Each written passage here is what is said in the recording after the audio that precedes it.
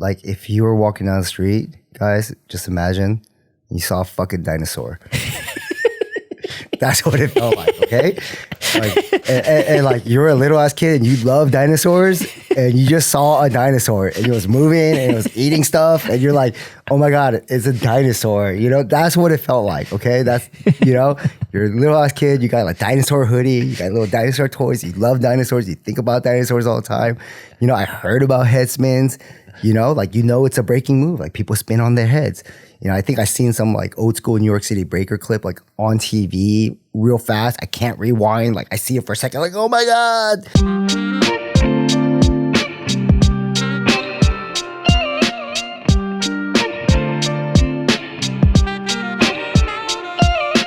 Welcome to episode 7 of the Enculturation podcast, where we aim to make learning about the world fun, accessible, and engaging, helping you stay tuned, stay curious. So today I have the absolute pleasure of welcoming my good friend, Odie.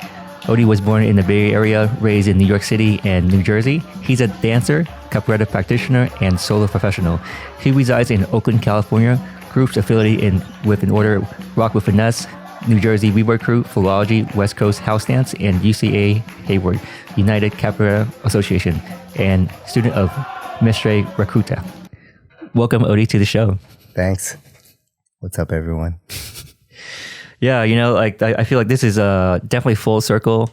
I don't really know when or how long it's been since we've met, but I'm so honored to have you on the show, and I'm really looking forward to telling your story and maybe, you know, helping more people understand the impact that you've left on the West Coast. Because I think you came in in the 90s and early 2000s and like 2010 and so forth, right? So a lot of this stuff was, I think, not documented. So if you were there, you got to experience it. But nowadays with like YouTube and websites, so everything is like hyper documented, right? Especially on Instagram. But I think your time was like before all this got really popularized, you know? So yeah, thanks for coming on the show and really looking forward to telling you your story. Great. Thanks for having me. Yeah. So let's start with like how you got into dance and or how you got to the culture, because maybe you got exposed to the culture before dance, you know? Yeah. I would say probably my first exposure to the culture was like 1985. I was 5 years old. And specifically, what culture are you referring to? I would say hip hop was my first like introduction into dance culture, right? So my parents had a store in the South Bronx. They had like, this is the 80s. So South Bronx, 80s, birthplace of hip hop, right? You know, the 80s were a really rough time in New York. So my parents had they had a grocery market. They're the Koreans. My parents speak perfect Spanish. They're from Argentina. So they integrated into like, into those areas well. But I would sneak out like I was 5 years old at the store. Like I wasn't in school yet. I might have been 4, right? And like right around the corner, there was like a Puerto Rican music store, and like people would break dance in front of there. And every time I walked by, like I'd be stuck watching in the cypher, right? And I knew it was there. So like when my parents were busy working, my mom's like taking customers, I'd run out. I always go over there. And then all the customers would come back and be like, oh, your son's over there in the corner, you know? But like, they were cool. Like I was just a little ass kid, just like attracted to the cypher. So I would say definitely like from like the age of 5, like 4 or 5, like when we had our store in the South Bronx, that was my first exposure. And I barely remember it, right? But my parents and family would always talk about those times. And then when I really got into it was later on, like 10 years later when I was 15, you know? And from there it was like, I was really into skateboarding when I was younger, like 12, 13, 14. Like I used to go to like Brooklyn, you know, the Brooklyn Banks, you know, I'd be a young kid taking the train from New Jersey and like head out there and like, but I would always hang out with older skaters and like, you know, I'd be like 13, 14 and people hang out would be like 18, 19, 21 and they would go clubbing. And I remember I had one friend, Ryan McGinley, we used to call him Ginch. He would take me around places all the time and like he would go to Twilo and he was like into raving and partying and like he put out a cardboard one day and he showed me a backspin. And he had a fresh backspin. It was like, I don't know, 4 or 5 spins. Yeah, long legs and super tall. I was like, yo, like something like hit when I saw it. And he pulled the card away. He's like, yeah, let's practice breakdancing. I was like, yeah, let's practice breakdancing, right? And I put my skateboard down. And I think for the rest of the whole set, when everybody was skating, all I did was practice that backspin, like for 2 hours. And honestly, after that day, I still skated for maybe like 3 or 4 months. But that was kind of the end of my skating. And I was super hardcore into skating. Like I used to like be sponsored by like a local shop in Hoboken, New Jersey. Oh, really? Like I used to, you get free boards. That's all it means, or Yeah. But I hung out with the big kids, and like they would take me to the cool spots at night, and like we have cool skate spots. But I was really into it. But like like something about like seeing that backspin and then a swipe was the other move they showed me. Like I was just like, I gotta learn how to do this stuff. Like, were you curious from a magic standpoint, meaning like this looks so amazing, it looks kind of inhuman, or were you like, hey, I'm going to use this for like competitive reasons? Like what kind of drew you in? I think I've always been into movement in my body. Like even when I was little, like I would watch Bruce Lee and Kung Fu movies, and I would literally just train for hours in the backyard thinking I'm training. I'm like, oh, I'd take a broomstick, take my mom's broomsticks apart, and I'd be like practicing staff in the backyard. I'm like, no, like I'm gonna be a ninja, like a little kid. I don't know, like, but I would like walk on the top of the fences, like bouncing. Oh, really? Yeah. Like I was all about it. Like, you were a New York like urban street monk. Yeah, this is like when I was in Queens, right? So okay. like at that age, like I was in Queens, and I was like, I have 2 older sisters and they were in school. I wasn't in school. I went with my grandma, and I was a crazy kid. Like I had hyper energy. Like I was always running around, climbing stuff, jumping, flipping.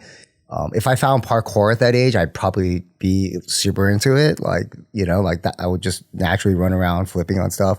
Like I wanted to be a ninja. Like, and then later on I found out gymnastics. I wanted to take gymnastics, right? Like, but like we couldn't afford to take gymnastics. So I think I've always been attracted to those type of things, because I think like in middle school there was like a gymnastics like a club or something, and like the gym coach is like, hey, you can come, and I showed up. It was like 30 girls, and I'm the only guy there. But I'm like, you guys are doing flips? Cool, like I'm down. Cool, I don't care, I thought it was kind of weird, but I was like, oh, but I think I've always gravitated to that, and I think the exposure to the breakdancing when I was younger has always stayed with me. If that makes sense. And then like, from that, like everything just opened up. Like, I met some, like the high school I went to was 45% Korean. So really? Like, I was born in the Bay, I moved to New York before I was 1. My parents had a store in the Bronx. And then, eventually we made our way to Queens by the time I was 5. Then our store moved from the Bronx to like 200th and Dykeman, which is like 7 blocks from the Bronx, right? It's right there. That's like Spanish Harlem. And we had a store there for like most of my, life in the East Coast. But I lived in Queens, and then I moved to Jersey about 3rd or 4th grade. And, at first I lived in like out in the boonies, actually, like really close to the New York State border. Like there was like woods and stuff. Like it was kind of culture shock for me for 3 years, like be this kid and like in the city next to, railroad tracks. And now like I had woods in my backyard.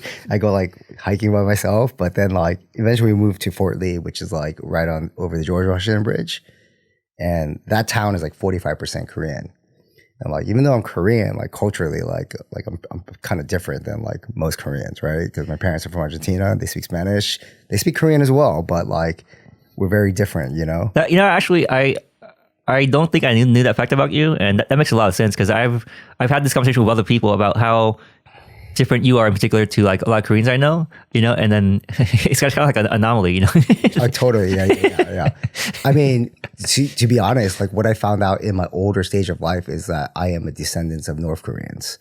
So my grandparents, like I think 3 out of the 4 are North Korean. So like during the war, when the war broke out, they made it down south, and then they left Korea, both my dad and my mom's side. went to Argentina because both my parents immigrated to Argentina at the same age. But the thing is, what I also found out was that my grandfathers knew each other in Korea, and I just found this out like 2 years ago, right? Wow. So like, there's just a lot of like history that like I uncovered like as I got older about things, and it made a lot of sense. I'm just like, oh, that's why, my grandparents never really liked to talk about Korea or their history on Korea, right? There's a lot of trauma involved, right? And so they never really talked about it. Like we never, I just knew I didn't have any family out there. And, my parents, they speak, they speak Korean definitely, and they're Korean peoples. And like, but like my mom even tells me, she's like, I don't speak Korean well. I'm like, what do you mean you don't speak Korean well? Like, you're my mom. Like, all you do is speak Korean, right? Like, she speaks English well as well, right? And Spanish. But she's like, no, like, I speak Korean like they spoke Korean in the 50s. Like, the words they use now, like, some of them I don't know. Like, the slangs are different. Like, some of their sayings are different. Like, I'm like, oh, that makes sense. Like, people speak English in the 50s in America. Like, Yeah. like it's different than how we speak now. Right. Like the extreme example might be like Thai, Tao, and all this stuff, right? Like back in. I think that's like old English, but yeah, like, but you know what I mean. Like just we don't use those words anymore. Yeah. Sure. Yeah. Or like yeah, definitely. So I think like culturally, that's I've always been like integrated with different cultures growing up. In those neighborhoods, but. Yeah, man. So that was like, I got into, it was 45% Korean. Sorry, this is long. Like but this is the origin, right? So I'm in high school. Like I'm known as the skater kid in high school, right? Like I have a lot of Korean friends. I have a lot of like Dominican friends. I have like all sorts of friends, right? I kicked it with everybody. But like, I think in the beginning it was like the Korean kids who were like, knew some dance moves, right? And they would show me like these Korean videos. They're called Kayo Top 10. It's like the music video shows for like the Korean pop stars. And like during that time, like in the 90s, it was the performers would come out, like the singers, it was two groups. I think it was Deuce and Sateji. If you guys are Korean, you probably know those guys, right? Sateji boys, right? And they would like do sets in between like their breaks. So they would be singing, doing the song, and then there would be a break coming on. They'll like, one guy would pop, one guy would do like Bronco kicks and swipes. And like, so I'm like, oh, like here's some like things I can watch, right? Because like, we don't have like YouTube and Instagram. We can't watch people doing stuff. Like, it's like you see it, you're like, wow, how'd you do that? Like you see it once and like, so we just take these VH tests and like, I just like fast forward to like all the dancing parts, and like my Korean friends would give me their videos, and I would just watch that, and from that I learned how to do this, like really learn how to do the swipe. I think like, and I had two moves at the time. I had a backspin and a swipe, and I think like my first like high school dance, I was like all I did was backspin and swipes all day, and then from then like I kind of met other people. And there was one guy in particular, Mike DeSerbo.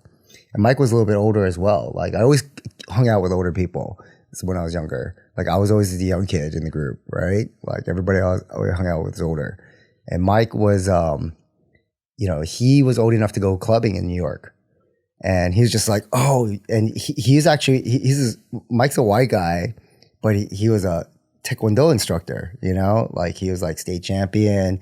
He owned like a Taekwondo academy, like he was like super fit, like really, and he wanted to learn, and he was like practicing breaking on his own as well, right? And then he's just, let's practice, like I was like, oh yeah, we would meet up, and then like we would drive to like different high school dances and like try to and battle people and like, and like it was just me and him in the beginning. And then eventually like we went out into, so we're from North Jersey, which is Bergen County, which is like right over the bridge to New York City. And then down in Central California, like Edison, New Jersey, they had different scene down there, right? And I remember we went down there and like it was we heard there was breakers, because back then it's like you hear like, oh, which which places have people who dance so we could go battle them, because it was about finding people to battle, right? And we go around and we went down to like all the high schools in like Bergen County, and like we battled everybody, right? Like, oh, we heard this place had some. You know, we all sucked back then. Like, we all had like 3 moves, and we're battling each other with 3 moves, right? So like we had no understanding of like rhythm or anything like that. We're just doing moves.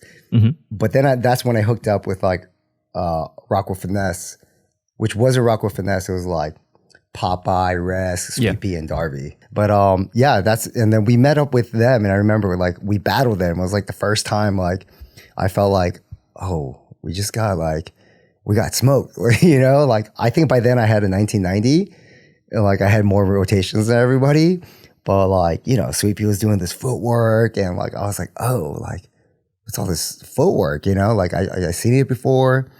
And then you know, then we linked up with them. Like, we were all super cool, and like eventually we made a crew. Like, I think at my time, my AOL screen name. Do you guys know about AOL screen names? You know about chat rooms? You know, that's how you meet people. Like, early as the internet. You know, like you get like a little chat box, and people go ASL. That means age, sex, location, right? That's how you met people. But my AOL chat name was Finesse, and Rest was like, yo. I want to make a crew, man, but you know, I want to use Finesse. Is that okay? I was like, yeah, let's go. You know, he's like, yo, I'm gonna go. It's gonna be Rock with Finesse. You know, and he was like the popper and the graph artist in that group, and he got us together. And around that time is when Rocksteady started throwing events again. So like breaking was dead at this point. Like from like mid '80s to like, you know, early '90s, like. You know, now that I'm older, I know about like all the new school hip hop and like the house that was going down. But in terms of like breaking in the Bronx, like organization wise, event wise, like it was done. Like, you know, like it wasn't happening from what I understand. Was it because people grew out of it, or there was too much maybe violence at these parties, or what? Or you know, I'm not the right one to answer that question because I wasn't there. I don't know what caused it to die. Like, why did disco die? I don't know. Like, I think things all have their time, right? Yeah, the shelf life, right? Yeah. You know, like it goes mainstream and then gets too big mainstream, and then like it's watered down, and then the next trendy thing comes up, right? And it takes over, and then that's in popular culture, and that no longer is in popular culture and is considered dead, even though it still exists, right? From the practitioners, right? But I think that, you know, I just remember going to the first like events that they would do in the Bronx, and Mike brought me. He's like, I found this flyer. He got it at a record shop, Fat Beats. It's like, I found a flyer. They're doing breaking events. Let's go. Yeah. And you know, that's the first time I saw people just like really breaking, like doing footwork and like, you know, and it was crazy. It was like first time I seen like Asian kids like breaking like that, because it was like a whole bunch of Japanese people. Don't speak English. Hella good.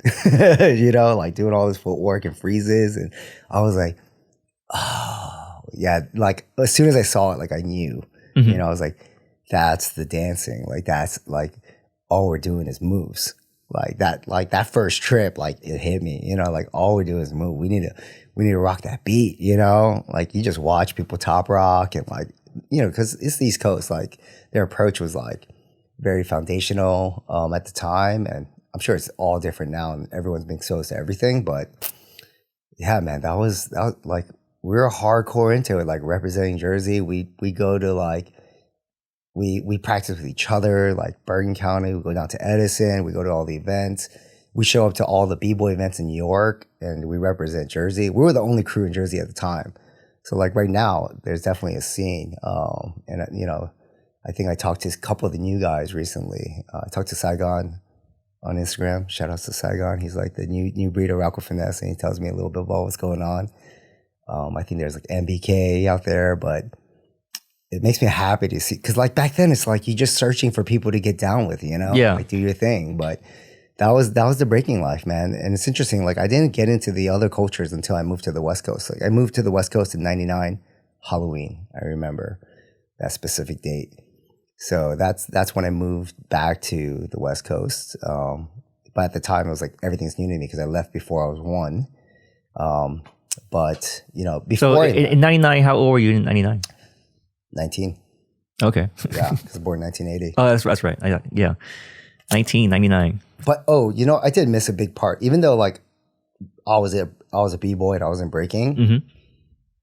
I was exposed to the club culture early on, and I would break there.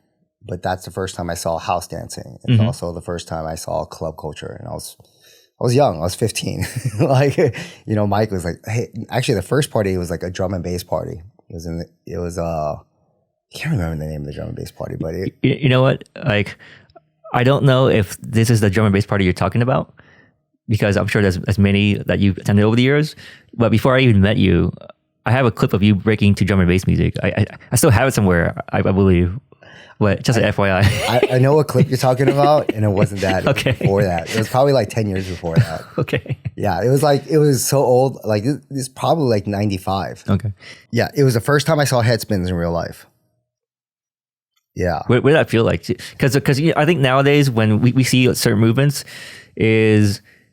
it's pretty accessible, right? So like if I saw a head spin, I've never done one, but I've seen so many people do it that is just as impressive, but the spark isn't there, right? So what was it seeing like for the first time like ever in your life? Easy. Like if you were walking down the street, guys, just imagine you saw a fucking dinosaur. That's what it felt like, okay? Like, and like you're a little ass kid and you love dinosaurs and you just saw a dinosaur and it was moving and it was eating stuff and you're like, oh my God, it's a dinosaur. That's what it felt like, okay? That's, you're a little ass kid, you got a dinosaur hoodie, you got little dinosaur toys, you love dinosaurs, you think about dinosaurs all the time. I heard about head spins, it's a breaking move. Like people spin on their heads. I think I seen some like old school New York City breaker clip like on TV real fast. I can't rewind. Like I see it for a second, like, oh my God. Like I know his legs going to L or something, but like I can't figure out how to do it without breaking my neck, Mm-hmm. Like I had a drill. I could do like the drill head spin like 2 rotations or something like that. And I think eventually I got to like 5 or 6. But yeah, Mighty Mike, New York City Breakers, first person I seen do a head spin live was that event, drum and bass party. I snuck out. I think I got caught, got in trouble with my mom, but came home at like 5 a.m. But it changed my life. Like nightclubs and like I was like, oh my God, this is like. And the thing is like even after that, I specifically I don't remember a lot of names from when I was childhood, but these names stay with me. Like Mary DeVitt. Thank you, Mary. You'll never see this, but if you ever do, she was like this half Korean girl, and she was like an outcast. Like she was a raver. Like she was in high school sneaking to all the raves, right?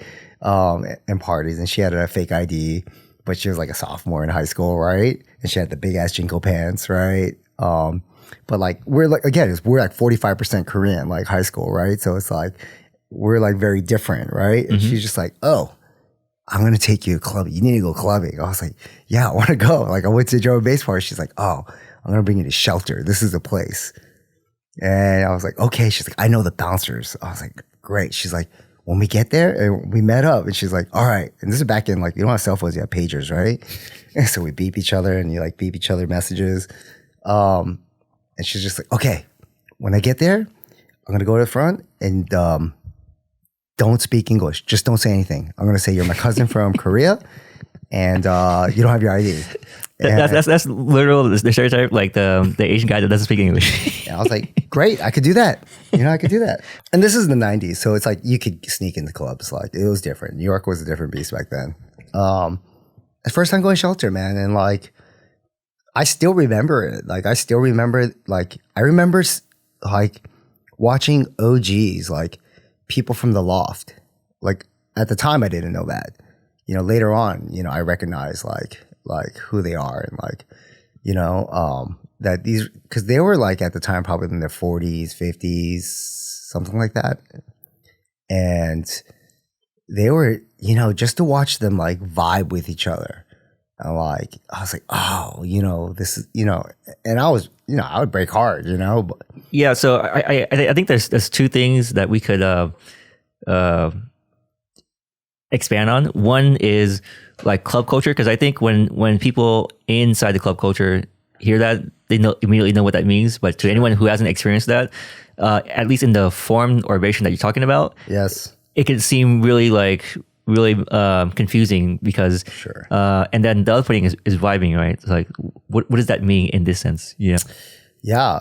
Well, let me first say that those are two different cultures, right? The b-boy hip hop culture, like b-boying is the first hip hop dance, straight up, right? Like it's probably the hardest dance, like physically on your body. Like I can't think of anything that's harder. And it's a battle culture, and there's a lot of like one-upping each other, and that's how the culture got elevated to where it's at.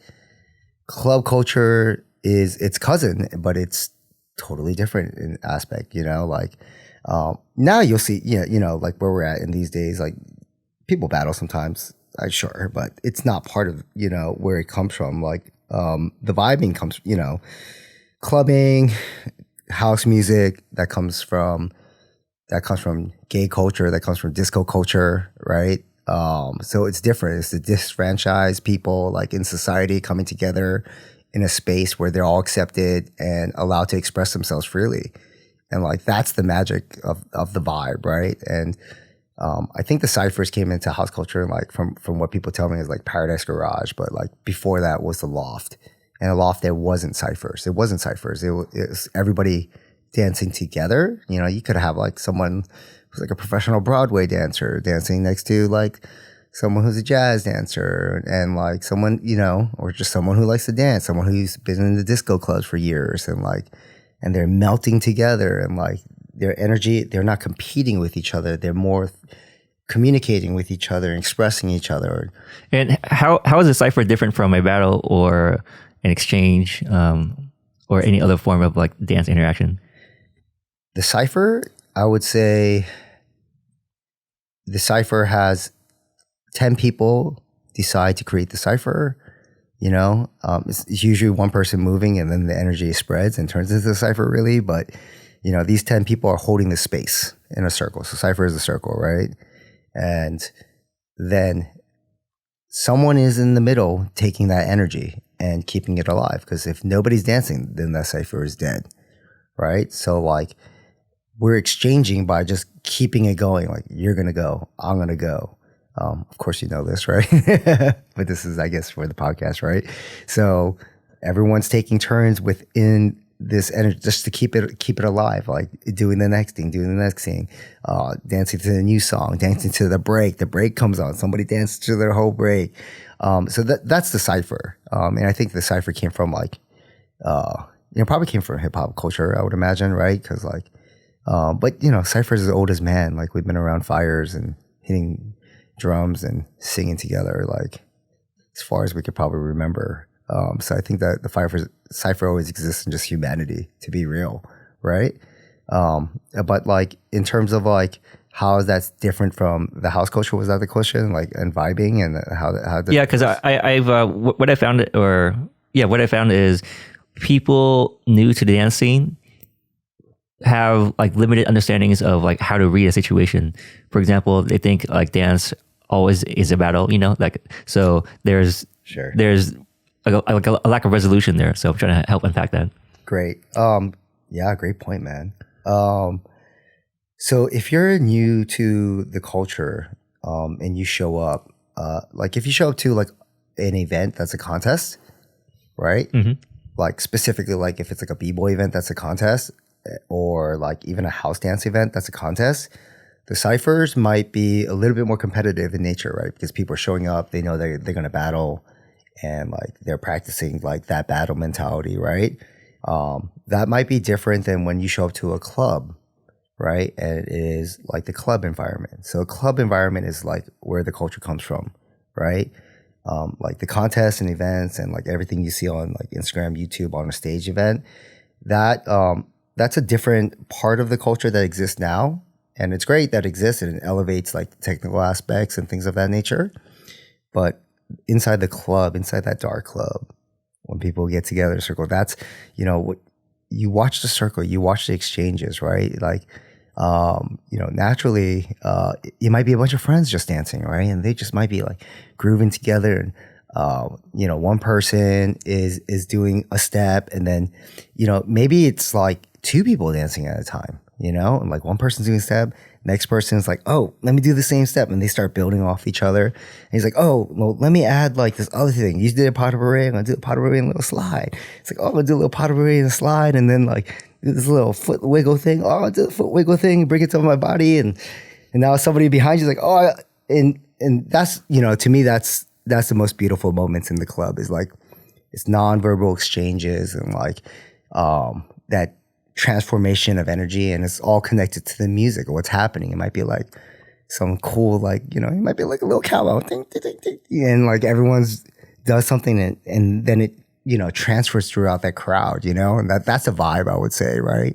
Okay, so what I'm hearing is you're describing is like an organic group conversation happening where one person adds an idea, the next person takes the idea, maybe like expands on it, or maybe even emulates it sometimes, but there's like a group conversation happening where there's some kind of like expansion, some kind of like interaction. It's not just randomized. It's not just sporadic or unintentional. It could be.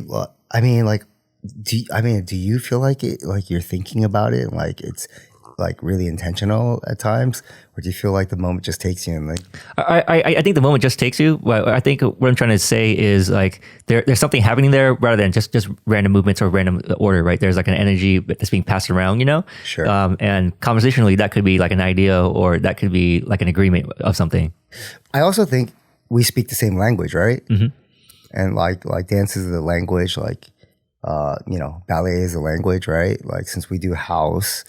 Like when I do, you know, certain steps, if I start doing a skate, you recognize the skate. Yeah. And, you know, you might have a flow, and then you might, oh, but I got like this new little stutter step I'm doing the skate. I'm like, oh, and you hit like something in the music, or something happens, right? So like, since we speak that same language, it's easy to have that conversation, right? Mm-hmm. It might be like someone new, if this is viewed to like, you know, someone new to the culture trying to get in, you know, now you have access to YouTube, Instagram, online teachers, and you get to learn like those foundational steps. Because I guess full circle is like, in the beginning, there was no steps, you know, everybody just danced the way they did. And that's that part of the culture at the beginning was beautiful because everyone just expressed themselves. And then eventually 80s and 90s, like things got codified, right? I think it's great. Like personally, I think it's great. Things get codified and developed into foundational steps, right? I think things got codified when it went to Japan, actually. That's like the story I heard, right? Mm-hmm. I think that's what Brian Green told me, you know, at the time. And like different people called different steps different things, but they were doing similar steps. But then when it went to Japan, like Japan had an industry, because Japan has been following hip hop closer, I would say, than any other country, right? Maybe Germany is right there, but like Japan, like hip hop was big in the 80s too, right? Like it was like right behind, like it caught on. And the Japanese are very organized as a culture. So like they would bring out dancers from New York, like, hey, we want to fly you out here, and like pay them money, like good money to like teach and perform and dance for like artists, and it became a profession as opposed to just like something you need to go do like to express yourself, right? Mm-hmm. And I think part of that was like the hip hop dancers coming into the club culture and mixing. So like house and hip hop are like cousins, right? Mm-hmm. And they come from New York, right? Definitely the other major cities have like influences. But you know, from our generation, I think we were lucky that we got to, we came in where like there were steps already and we could learn those steps, right? I think right now this generation is lucky because like you guys can sit at home in a one weekend and see the dopest house dancers like in a weekend. Like it takes a lifetime at that time without that technology to do that, you know? Like I didn't even know people existed.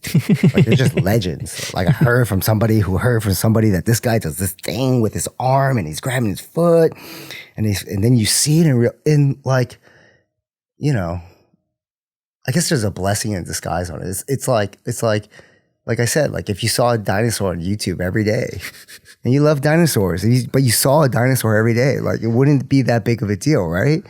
Like you'd still be cool when you saw the dinosaur. I mean, that is true because when Jurassic Park first came out, it's much more impactful than like all the Jurassic Worlds recently. Right. You're like, oh my God, they made it look real. There's dinosaurs. I saw a little kid with a cool dinosaur hoodie today when I was getting my coffee, so that's why I bring up the dinosaurs. So once you got to the West Coast, how did you get involved with house or club culture? You know, I was still heavy. Like when I came out here, you know, I was heavy b-boy culture. You know, even though like I liked the club culture and I enjoyed it, I liked it because dance culture existed within there, and I was, you know, I liked the exchanges, but I wasn't yet connected. I wouldn't call myself a club head. Like I was too young. I didn't know what the hell was going on. Like I wanted to battle people, you know, like I want to represent. And I was still super like aggressive and aggro. I'm like, want to battle everybody. But I got to represent Jersey. You know, I got to show up to Cali, you know, and, and, you know, like in the beginning, people are just, you know, if you don't know this, guys, people are nicer in the Bay Area. They're just like generally like, they, you know, they in New York, like people don't have time for anybody except for their friends, right? Like there's just too many people. Like, it's different. And, you know, I met a lot of folks. People were really cool in the B-boy scene. And eventually my cousin took me to a rave. Shout outs to Sergio, a.k.a. Fireball, rave legend. Oh, yeah. I remember meeting Sergio. Yeah. Right. My cousin's like at the time, he was definitely like, you know, like a, you know, rave legend. Like he dressed up in these crazy tie-dye shirts and he has crazy like blonde like spikes that were like 1 foot high, and he had blue contacts. Like he had all the candy. Like he's OG candy kid, you know? And people call him Fireball. And like we'd walk through the raves and like I had to stop hanging out with him I'm like, yo, too many people know you. I want to go dance. We got to stop and talk to like all these people, right? So he's like rave famous? He's rave famous, yeah, for sure. Like, you know, like he's like, I'm going to bring you a rave. And, yo, I keep it real. Like I was talking trash. Like I was like, man, I don't want to go to rave. Like all these crazy ass like kids on drugs and like, you know, like all the jingle pants. Like, you know, I knew what I knew of it, right? I didn't know what I didn't know, right? And I was like, it's gonna be whack, man. He's like, yo, cousin, just trust me. And once we got to the line on the rave, I think the first one was like 85th and Baldwin. What party was this? 85th and Baldwin. Those are venues out in Oakland. Oh, okay. So like back then, we called the venues by like their locations, like 85th and Baldwin. Home base was like a Home Depot. Back in the day, it was a thing called Home Base. And it's kind of like a Home Depot, but it was empty. Okay. It went out of business. Yeah. So it was an empty ass warehouse. Like it was huge, right? Like you're talking about like, I don't know, 8,000 to 10,000 people. That was a bigger venue. I think like 2nd and Jackson, 8th and Baldwin. And these are all Bay Area venues? These are all, yeah, Oakland specifically. Okay. And at the time, like I remember just like once I went to the first rave, I was like, all right, man, I had a lot of fun. I had a lot of fun. Like, oh shit. And then I think the second time, like the first time I went to Home Base was like the second rave. And I just saw, it's the first time seeing like 2,000 people on a line getting into a venue. I was like, what is this? You know, like I'm like, holy crap. So like, what did you experience at that party or these parties that was different from what you thought it was and possibly different from how the East Coast was? So I would say that, well, let me first say that rave culture is different than club culture. Mm-hmm. Yeah. For those who don't know, right? So rave culture is probably what has, you know, was born to like what you now know as festivals, right? Like Coachella and, you know, those are even a little bit different than what the rave culture was like back then. Mm-hmm. They've transformed a bit. They're more commercialized. They're more organized. There's more money involved, right? And people interact similar, but maybe a little bit different, right? I haven't gone out that much to festivals. Yeah, there's also like way more money involved. It's way more money, right? And there's way more famous people. There's more influencers. There's all this other thing going on. But like, you know, I was in the rave culture when like we were breaking a warehouse. Like I helped throw underground raves. Like, I think like what really changed me, honestly, would be like the house room. Okay. Because it's like the house music room at these raves, right? Okay. Because there, like back then, like what was big was like the house room. You have like a drum and bass / jungle room, right? And then you have a techno room. Not too many techno rooms, but sometimes. Or you have the trance room, right? And then eventually like happy hardcore. I'm not a fan. Happy hardcore took over and like, you know, led to other things like, you know, for you a lot of this turned into shuffling later on for you kids that don't know, right? Like then it went out to like Australia, it became the Melbourne Shuffle, and Shuffle came back, and now it's like the rave dance, I would imagine, right? Mm-hmm. But the house room is where the ciphers were at. The house room is where the dancers were at. Poppers, b-boys, lockers, freestyles. In the Bay, they were called housers, right? So like it kind of came from a different culture before my time, but you know, like they would call them housers, and like, you know, the OG like 90s Bay Area house dancers like Housing Authority, like Patrick and Oscar, you know, they came from the Amy Tsunami, like they're from that time, right? I'm like, I moved here in 99 on Halloween. I can't say I'm from the 90s in the Bay Area. Like I'm from the 2000s, you know, and beyond. But that's where like we would get down all night and just exchange. I was like, and like I totally fell in love. Like it's like dancing for like hours and hours, and just like everybody had a good time. And I remember my first couple of raves, like I would battle everybody. I think it was E-Rock. I met like a bunch of the B-boys from E-Rock because they were at all the raves. And like they were so good, man. They were doing like head tracks. Their power moves were so strong. Like Kumo, Mikey, I remember all these guys. But like they were just like not like the B-boys I'm used to. Like, you know, they were like, yeah, they'll throw moves, but like, what's up, dude? Like they're just like, you know, like so there was like a level of openness. Totally. I mean, they were ravers too. Like they're hardcore ravers at the same time as they're hardcore B-boys, you know? And like those two, they like represented those two cultures. And I was like, whoa, like I gotta stop being such a dick.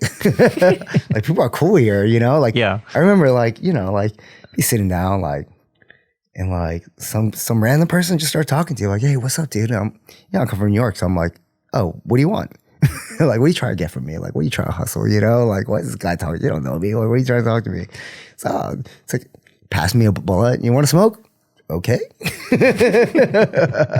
You know, and you know, that event, I eventually changed from that. And like, you know, I was raving a lot. I think when I turned 21 is when I got into the club culture. Bring the mic closer. Because I couldn't get into the clubs at the time where like the house music that we listen to now existed, right? Mm-hmm. And at that time, like anything 4 on the floor, I liked, you know, like I had a lot of energy and I was probably dancing way too fast for the music. And, you know, at 21 is when I got into the club culture. So that's like 2001. I definitely went to clubs before that, to like other clubs. But that's when I got into like, you know, heavy into like the deep house scene, you know, and started promoting for like Remedy, which was like our weekly Friday night clubs in San Francisco, you know. I forgot what year that was. It's all foggy to me. But probably like after 2000, you know, 2001, 2002, obviously around that time. Maybe it was 3, I'm not sure. But yeah, man, that's when I got into club culture and I started like listening to like better music. I was like, you know, I think 03 is probably the first time I saw Brian Green. And like, you know, Prem was doing an event and 10 was like helping promote, right? So Prem from the Flavor Group, shout outs to Prem. 10, who was like my dance partner for like a decade, if not more. How did you meet 10? Because you moved here in 99 and then somehow you met 10? Like, or you guys knew each other beforehand? I don't know where I met 10. That's great question. Damn. Hey, Kaleo, where did I meet you at? Maybe a jam. Okay. Maybe a contest. Maybe it's like back then I was doing like street shows too, like in front of the Gap, like downtown. Like I would hang out with the B-boys like Rob Nasty and like, you know, we'd break on the street. Like I met Iron Monkey back then, and like we get down on like downtown San Francisco. Maybe it was a street show, I don't know, but like we connected. We danced all the time together. Like we had like similar like steez. Like we liked house. We did b-boy battles in our past, and like, you know, so like we really vibed off of that. off that, like, I guess that take on it. But I would say seeing Brian Green in real life, that changed me again. Was that another dinosaur? It was another dinosaur, guys. It was like seeing a headspin. I was like, oh my God, this guy is like hitting every part of the, like, when I watched him dance, I heard different parts of the song that you didn't hear before seeing him dance to it. Right. Is that crazy? That's crazy, right? Because like I would just hear, maybe I was just listening to this, maybe I was just listening to bass or something, right? And it sounded like he's hitting the hi-hat with his head, his little head swivel, his body, his isolation. I was like, oh, like I was like, oh, I'm gonna go dance with this guy wearing green. I heard he's really good, right? Again, this is like before YouTube, right?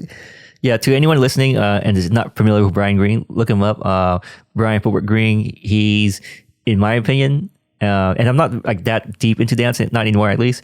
In my opinion, he's probably the world's most versatile dancer, as far as I can see.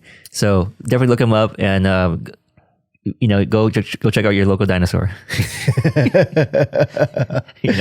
And he'll probably smoke everybody still. Like I haven't seen him dance in years, but like music, he's just a genius. Like he is, he's a true savant. Like I don't think he calls himself that, but that's the reality of it. It's just like he's just could do all the street styles, classically trained. He danced ballet professionally, right? Yeah. Like the first time I saw him dance, I don't know what year it was, but I definitely had like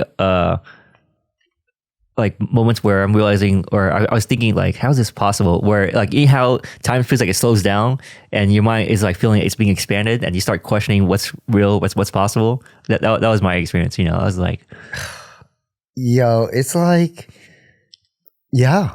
And like watching him transform styles and watching him transform styles within styles. Like, and I'm not talking about like, when you freestyle, like people say, oh, I freestyle, but like they might do a little bit of locking, they might do like a little bit of whacking, they might do a little house step, they might do a couple breaking moves. They're like, I'm freestyle, I'm doing everything I know. Great. What I'm talking about, like he knows these dances foundationally throughout all the styles, right? So like if he's popping, like he knows like dime stops and animations and waves. And he'll like, this round, I'm gonna wave on you. Wave and animation, right? And then he's like, I'm gonna come back in, I'm gonna feel more. Like being highly technical and then taking that and then transforming it. And it's like, now I'm gonna bring those into house. Here's like, I'm popping into house. Like upper body, bam, with the house footwork. I'm like, and he's like, you've taken this class, they're impossible. Like they just let you realize like the levels of the thing. Like it's funny. I still remember taking his class for the first time, and I legit after the class I was like, maybe I should quit dance. Like like that obviously didn't happen, but I literally thought like, maybe I should quit. This isn't for me. Yeah. You know what? The thing is, like,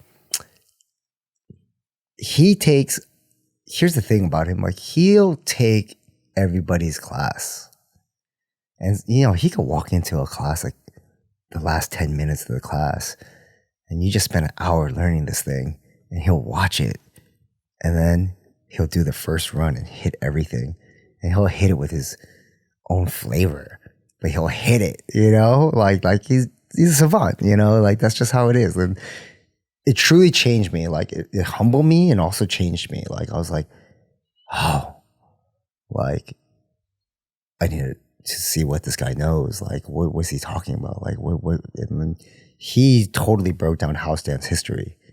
I soaked it all up like 100%. Like I was super into it at the time. Like I really, really wanted to be a house dancer and grow. Like there was no house culture.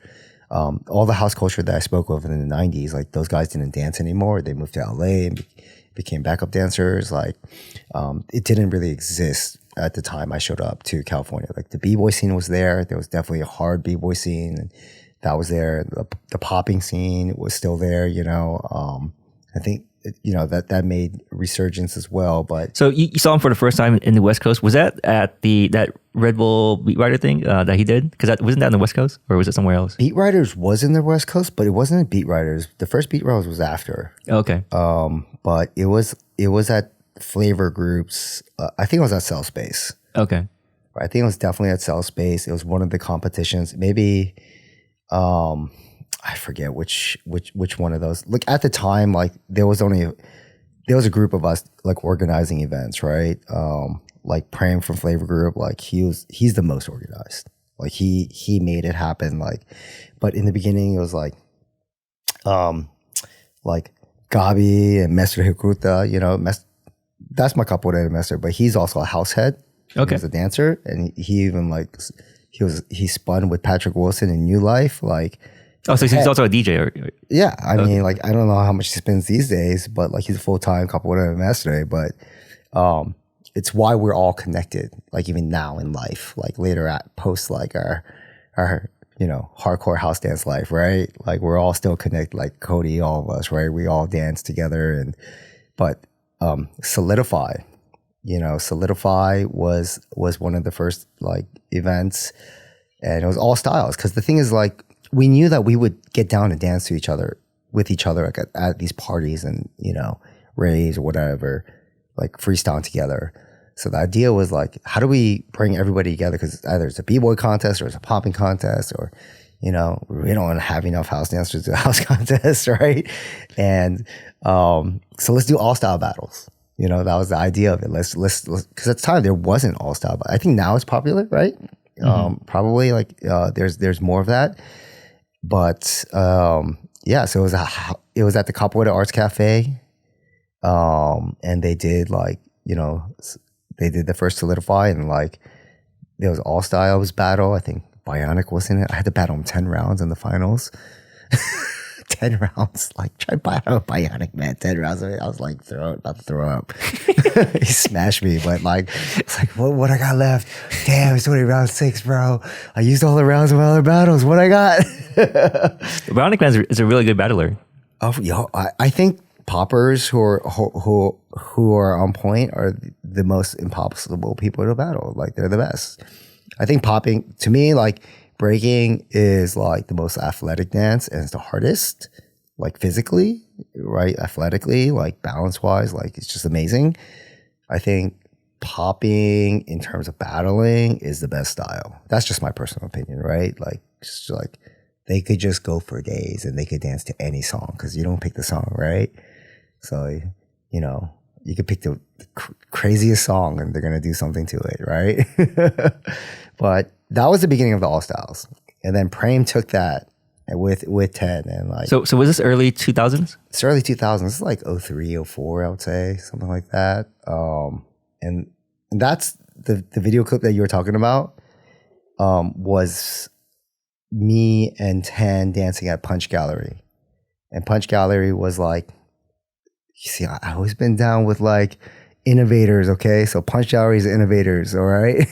Shout out to Nick from Punch Gallery. So he was doing like co-working space before it was like big.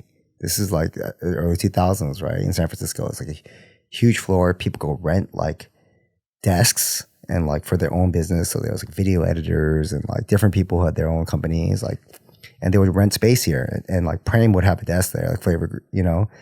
And he would like organize these events from there and like his brand marketing, you know, I think he got brand marketing later on, but like he would organize from there. And like they had this they would do like art shows and they would integrate like dancing with it. So we would session there. And like that video is like, you know, when we had the old fat camcorders and that was from that time, you know, like there would be projectors on the wall. Like that was a really cool space and there was a lot of great events in there. So Punch Gallery, like, and really Prem took that and he brought it to the next level. Like I totally give like, if you guys know the Do-Over party, he does the Do-Over San Francisco. Like that's his group. Okay. Now, like I think he's like he's the CEO of a company. He runs like full brand marketing, like digital marketing. Like he might have like, I don't know, 15, 20 employees, like a small company, but like, he's doing it, huh? 100%. Yeah. Like originally, I'll give you a little background now. Like, so the beat writers, like Red Bull, they weren't sponsoring dancers back then. This is like before they did that. So he's the one who approached them. He had all these dance contests, these video footages, like all this media, and he presented this, like, let me do this for you. You know, let me create this, you know, this brand experience, the Red Bull to sponsor. They were doing skateboarders at the time.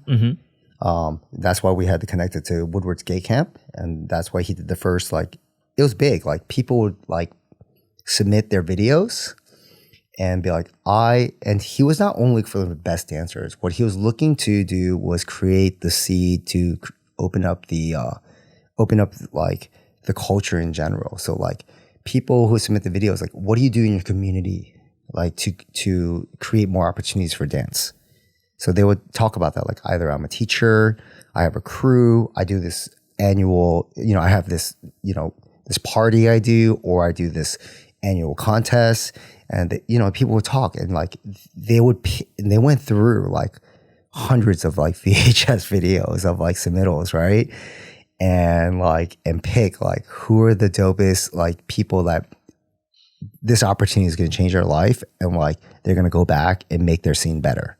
And that was the goal. That was a beautiful concept, right? I think even Ken Swift was at the first one, and he brought just all these different I don't know if it was Pop-Tart.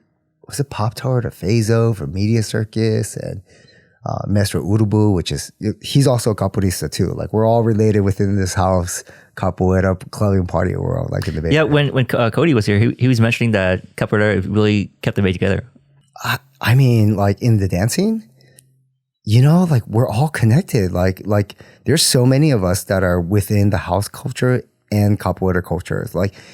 And I think we even changed capoeira culture out here because of that, because of our camaraderie, within the dance culture.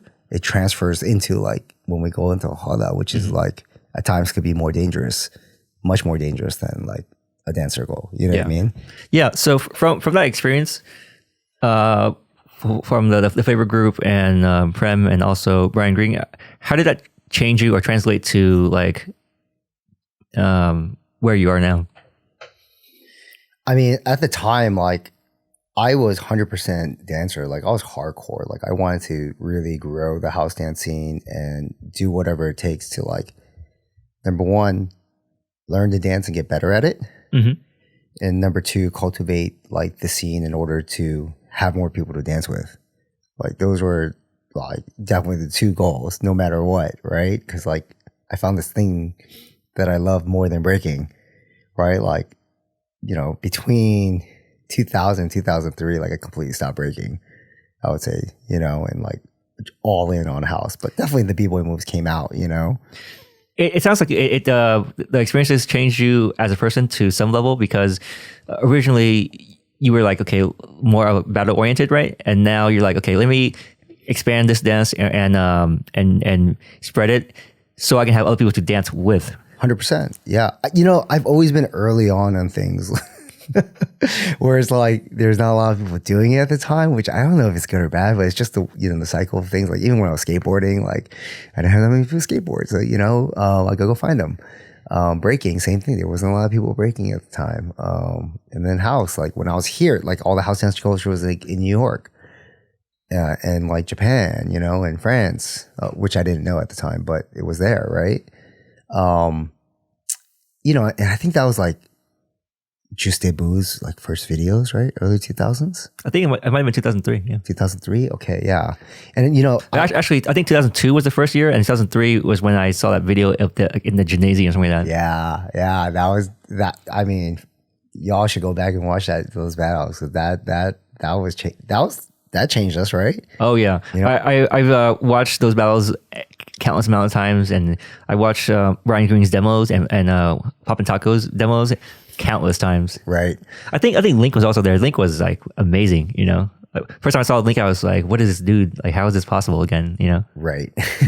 Right. Dinosaur. Yeah. Yeah. I would say what changed me was definitely I became an organizer. Right. So I think was it watching Prem as an example, or what made you want to be organizer? Yeah, I think who you hang out with and who you're around changes you, right? They say they combine forces of all the 5 people you hang out with the most, right? And I think that's totally true, right? And it was more so just I wanted to build community. I wanted to have more people to do this dance with, right? and I also was like a club promoter at the time, right? So like that's the thing. Like I was promoting like Remedy like every week. It was a weekly house music party. Like shout outs to Chadwick and Tracy, love you guys. Yeah, those guys took me in and like Chadwick booked Cascade like before Cascade was famous, like as like a rotating artist, you know? Oh, really? Yeah, like this is like he turned down like a lot bigger gigs because like it became the party of the Bay Area's house scene, you know, like Remedy on you know, and we would all park at Best Buy parking lots and pre-party there, and like sometimes like towards the end of I don't know how long we ran, like 5-6 years, like towards the end it was like was Remedy the venue or the actual event name? The venue was DNA Lounge. Okay, that's what I was thinking. Yeah, yeah, and the party was Remedy, and I think they're having like another party coming up and everyone's going, but like I don't think I could go. I think Cody and them are going. Is it like a reunion? It's a reunion party, okay. Yeah. But there's so many, you know, and that really got me in the promotion game, right? Like the way I promote, you know, anything is like I'm old school. I call you up. I say, hey, you know, and invite you over, and it really, and I'm an extrovert in nature, so like it's really like natural for me to talk to a lot of people, right? But at the same time, I was organizing. I think this is one of your questions here, right? My first event was Celebrity, right? And like Celebrity still exists now, which I'm really happy about. And Celebrity was like a concept I had for a all styles dance contest. And this is like around the time, it's probably actually before, I think, the Flavor Groups party. I think it was like Solidify and Celebrity, like it was right there, like the same couple months. I wanted to have a cypher contest for all styles. So I think the format originally was like 3 ciphers, and in each cipher was a judge, and the judge danced in the cipher with you. And the first round was like 30 minutes. So DJ would just play music and everybody in the cipher would dance. At the end, the judge would pick like 3 people to move on to the next round. And then those 3 people would now form like another cipher. And that would be like the final round. You know, maybe the first round was longer, I forget. And then the final cipher is like another 30 minutes. And then the judge will pick 3 people, and those are the 3 winners. Because like what I didn't like about the idea of contest was that I felt like it was very subjective in nature. And like it kind of changes things between like the community wise. Like when like you go into an event and you're like trying to win something, it changes where you're trying to connect with somebody, right? Because in our regular culture, we're trying to connect with people, right? But when we change those people within your communities to somebody you're competing with, it changes your relationship with them, right? I probably articulate better now that I'm older, right? And I thought like, I think this guy's dope because, he's dope and he does this thing and this guy's dope. But at the end, they're going to be one winner. I'm like, why can't there only be one winner? Can't we just raise the money and split it between like the 3 dopest people? Like, and can't we? And I felt like I don't personally do well like on battles where it's like 1 minute you dance to the song and like 30 seconds of it is the build up. Like, I'm just like, fuck. Like, I don't do well on that. Like, that's not my thing. I do well, like, dance all night, 4 a.m., still going, and I can throw a hard set because I'm feeling it, right? Like, that's more where, like, I thrive in. So I want to create, like, because I also recognize contests bring people together.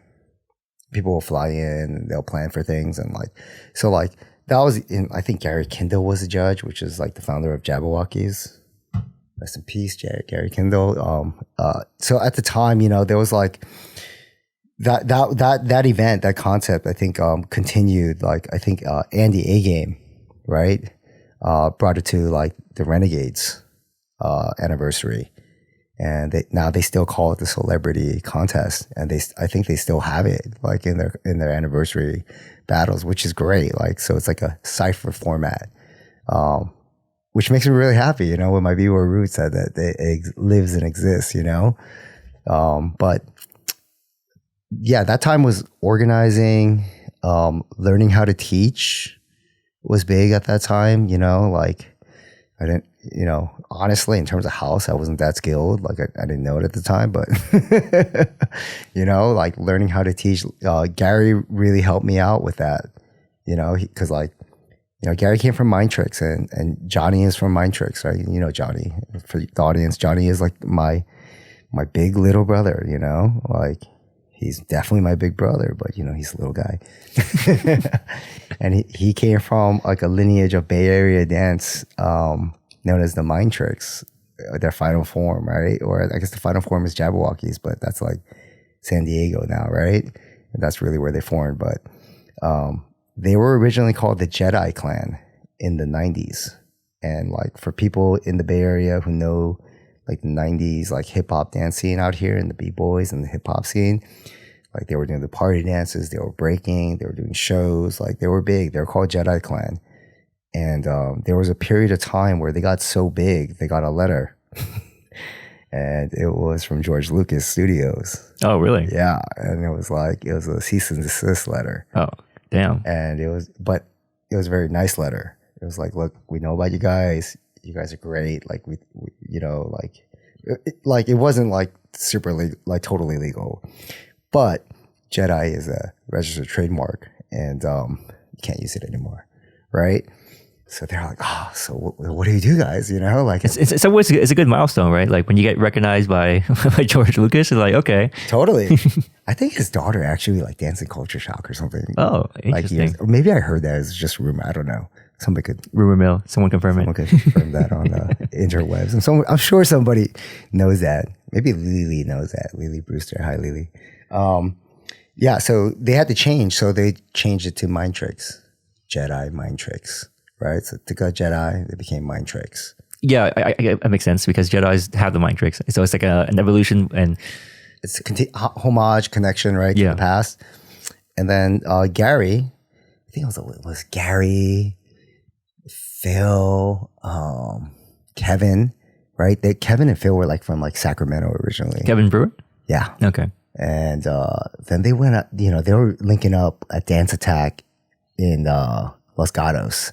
Like dance studio, and that's like where a lot of like people practice at the time, and like that dance studio supported like hip hop pretty well, like in the South Bay, and they did practice. I remember the first time Johnny's like, oh, we're gonna go to LA. I gotta go to LA. We're doing like some kind of show, and I met Johnny at the Raves, and like or maybe I met him 10-15, and like we connected immediately. I was like, oh, this guy's 10-15 Folsom.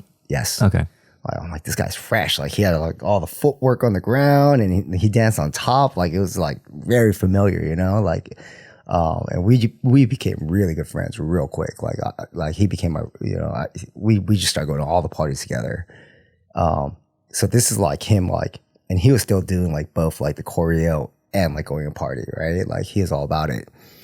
And then from there, like he brought me in, and I watched like his crew perform. Like I remember, I was like, holy crap, like they're so good. Like I didn't know anything about counting or routines really, like, and so what year was this?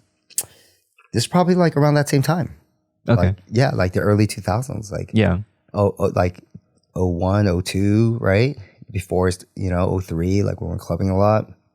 Because I had a job, but like all my spare time was doing what I loved, right? Like, what made these events or the culture so fulfilling for you?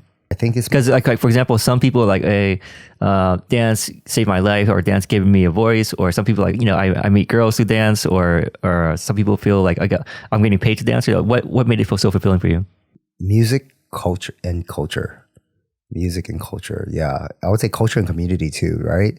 Because like some people have like church, that's their culture, right? Like they don't, like they get together a group of people and they sing every week together. Yeah, as I got older, I really don't see much difference at a high level or fundamental level between a church and a club. Because you have the DJ spreading a message, everyone's like catching the Holy Spirit, if you will, Sure. Like it's why I totally understand like the church. I'm not religious at all because Same. church got a lot of baggage behind it. Come on, got a lot of baggage behind it, you know? But like, I get it. Like, I get that. And I get where that comes from. It comes from something like that's way older than the church, right? And I think part of it is like definitely the movement. Like I'm hyperactive person. Like I definitely would have been like hopped up on a lot of drugs as probably diagnosed with ADD if I was like a kid now, you know? Like I just always had way too much energy, and dancing helped me get that out. Right. So like, and, it gave me a community for sure. It taught me how to interact with people because you interact with so many people, the more you dance. Right.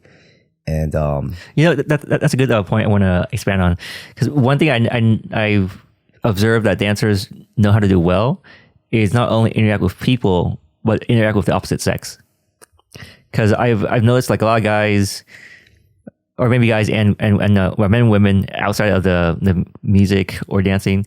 And granted, I haven't been on every scene because that's impossible, right? Sure. But what I have noticed is like within the dance scene, people know how to interact with each other in a mutual platonic way. Whereas like, hey, we can dance together, and then we're not gonna like sleep together or anything like that. It's just like a quick exchange, you know what I mean? But like, for people outside, it's like a foreign concept. Like if you're with someone attractive, you have to like have a hidden agenda or something like that, or you have to like want to sleep with them, or you don't know how to have that interaction, you know. But within the dancing, there's like so many interactions where it's like, oh yeah, we're just dance friends. Like we're actually friends, you know. Sure. Yeah. I mean, I think nonverbal communication is huge, right? Like even like in the corporate world, like I don't know how many of you guys had to do like job interviews and like watch a whole bunch of YouTubes on like how to get a job interview, right? And like interaction, like how to hold your posture, like what is the eye contact like, right? These are things that you learn through, I think, thousands of exchanges with people, right? Like what is like personal space like, or who is inviting me into personal space? Who wants to keep their personal space? You know, especially in a club environment when like you're all dancing, like I think there's like two places, and there's a few different environments in the club, right? You have the bar, of course you have the bar, right? And then you have like the dance floor in front of the DJ, which I think has transformed, but it's still the same in the house culture, but it's transformed in other spaces. Coachella is different, right? Everyone stares at the DJ, and they like almost worship, right? And like, but like, you know, in the house culture, that dance floor is like everyone's moving. If you're just, you know, side to side, two-stepping, moving side to side, and you might bump into somebody that's tight, but you know, like you move with it, you know, like I think like that teaches you like how to communicate with people. Like, oh, this person wants to be left alone, and like this guy's in the corner, just like, you know, it's a place of therapy, you know, like for the people who are really deep into it, like it's definitely, you might have had a family member die that week and you got to go to the club and you can't talk to anybody about it. Cause like, you know, like you can't really talk in the clubs, right? Like if you guys are club heads, I'm sure you all could relate with this, like where you know somebody for like 3-4 years, like you guys are friends, you know them. Never really had a long conversation with them. You know, he's cool, they're cool, you guys are cool with each other, but like, you know each other because when you get to that space, you guys, you get it in, you exchange with this person sometimes. And, you know, like I think growing up, like, you know, there was a lot of people like that, like where I would know them. I'm like, oh, I can't remember their name. Like, you know, because like the way that we interact as people in our community is not like we sit down and we talk to each other and get to know each other. We get to know each other by the way we interact within the space, through the music, through our dancing, through the way that we express, you know. And you know, you just know some guys like, oh, that guy likes to be in the corner. Leave him alone. Let him do his thing. You know, he needs to get it in, like, you know. So this is like a form of a social network, pretty much, right? I mean, it's all social networks, right? Yeah. But I think it's a form of social network, it's a form of therapy, it's a form of community. It's a form of spirituality, you know, if you believe in that, right? Like there's, you know, like you said, like catch the ghost. Like you'll see people in church losing and catch the ghost, right? Like hands in the air. 100% you see that in the house clubs. Like, you know, sometimes I unconsciously, like, I'm in a moment, I'm just like, oh, I remember this song. Oh, and I'm just, and I look and I'm just so happy. Like, you just feel this warmth come through you, you know, like there's just like, whether it's a memory, it's the moment, and like, it makes you reflect and appreciate. Like, it's really why I love, like, no matter what, like, till the day I die, I'm a house head, you know? Like, even if I don't go out as much, even if I'm not doing shows and dancing and battle, like, I'm not doing any of that. But every time I hit the club and like I hear music, I'm still there. Like, that's still me, right? But going back to that question, like, how, you know, like, how does that interaction with people, like, because in the house club, like, everybody's in the house club, old, young. You're hanging out with like a 6-year-old. You're hanging out with like a 22-year-old. You know, you're hanging out with someone who's gay, someone who's straight, man, woman. Like, you know, if someone's into you from the vibe, right? So like, there's like I think like people who go out a lot, like, they understand this language, right? This, you know, or maybe they're learning this language. You know? Yeah, you know, like one thing I really appreciate from the house club or the house culture is there's already there's already examples of what's possible as a society, because like, for example, right now, like there's a lot of politics that revolve around, oh, let's pass this law so this group can have this rights and so forth, you know what I mean? But in the house club or house culture, there's no like official laws, but like all this stuff is already possible. Like you can come in any shape, color, or form, and like no one has to write a law for you to like be there. You know, you come as you are, right? And but there are rules. Yeah, there are rules. There are etiquettes. Yeah, which we'll get to. But you know, it's like there's already so many years of like examples that, hey, what we're trying to write into laws is already possible. You know, like people can coexist. It's possible, guys. Yeah. I mean, isn't that amazing? You know, it's I don't rely on government to fix things for me, you know? Like, I think that, yeah, I think our communities, it's always better when it's a small community, right? You know, like it always makes more sense. It's harder when it's like you're trying to deal with millions of people, right? But even like house culture is small compared to like festival culture, right? So, yeah, man. If you guys haven't hit the house clubs, you should definitely. And like, there's different house clubs. Make sure you find the right ones. How do you find the right ones? Find the people who dance that way and find out what music they listen to and follow the music. Always follow the music. So let's talk about the etiquette or the unspoken rules of club culture. Yeah. Number one, check your body at the door.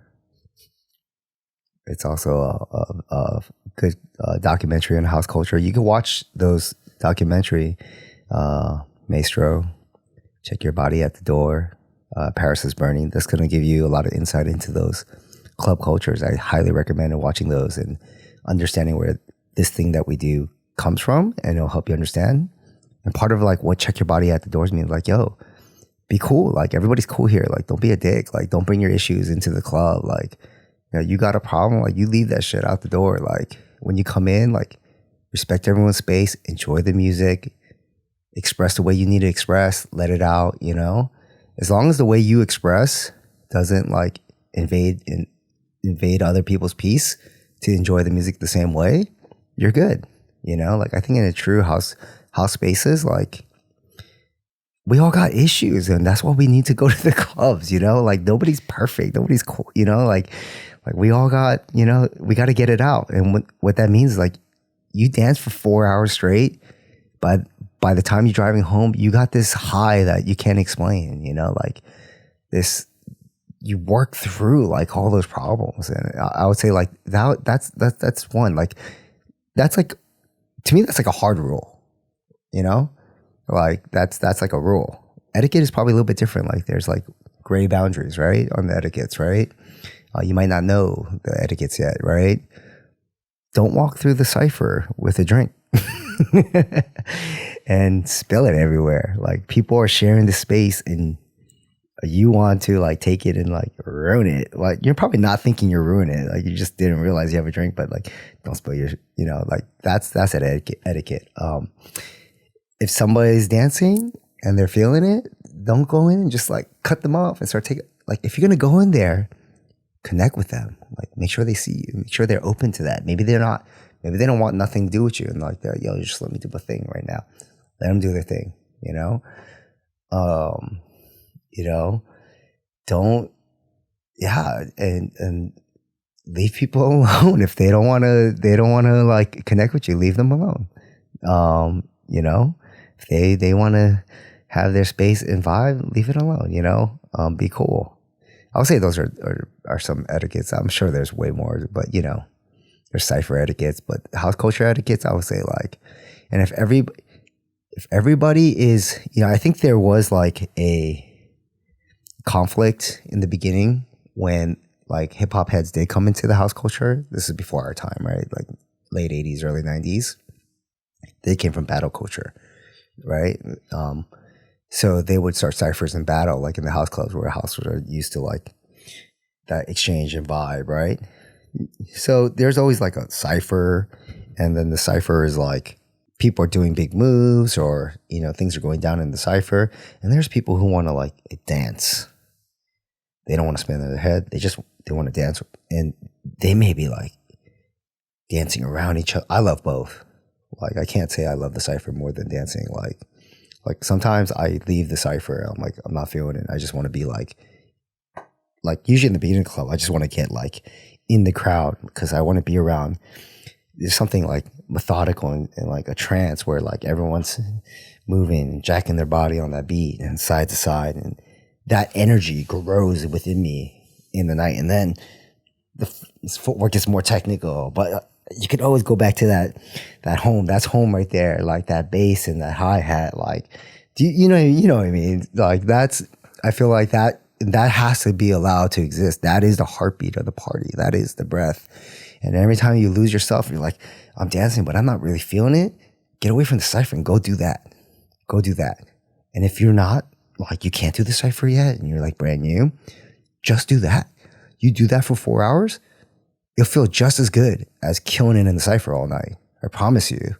If all you got is like this two-step and you're just getting into the music, like imagine you're in the car and you're listening to music and you're feeling it.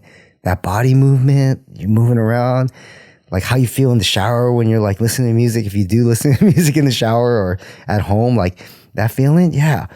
And you're just standing in a room with the music's way louder and it sounds way better with a whole bunch of people want to do that too. Like that, to me, that's home, right? So like respect that space as well. And if you're like, I don't want a two-step, don't stand in that space. Leave that space open for the people who want to do that. Go hold up the wall. The wall needs people holding it up. That's okay too. Sometimes you want to just be a voyeur and like soak it in. That's okay too. Sometimes I do that too. Sometimes I hang out with the drink and I just watch the crowd. Like I like to crowd watch. I'll pick a cool spot. I see the vibe going in. I see what's going on. Like that's okay, man. Whatever you need to do at the house club, as long as like you're enjoying the music and you're respecting people's space. Like I think that is key.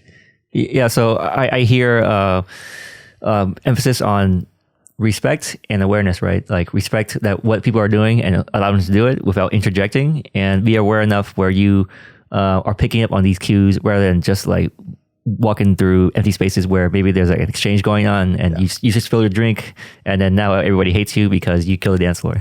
Or clean it up. Yeah. Say sorry, clean it up. If somebody else spills a drink, I clean it up for them. Right? I don't wait for like a janitor in a club.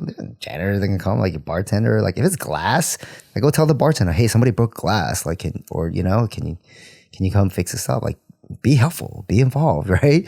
And all the time, honestly, sometimes the cipher's in a weird space because like that's the only place in the club where the cipher could happen. It's like smaller and like there's a walkway and like people have to walk through it.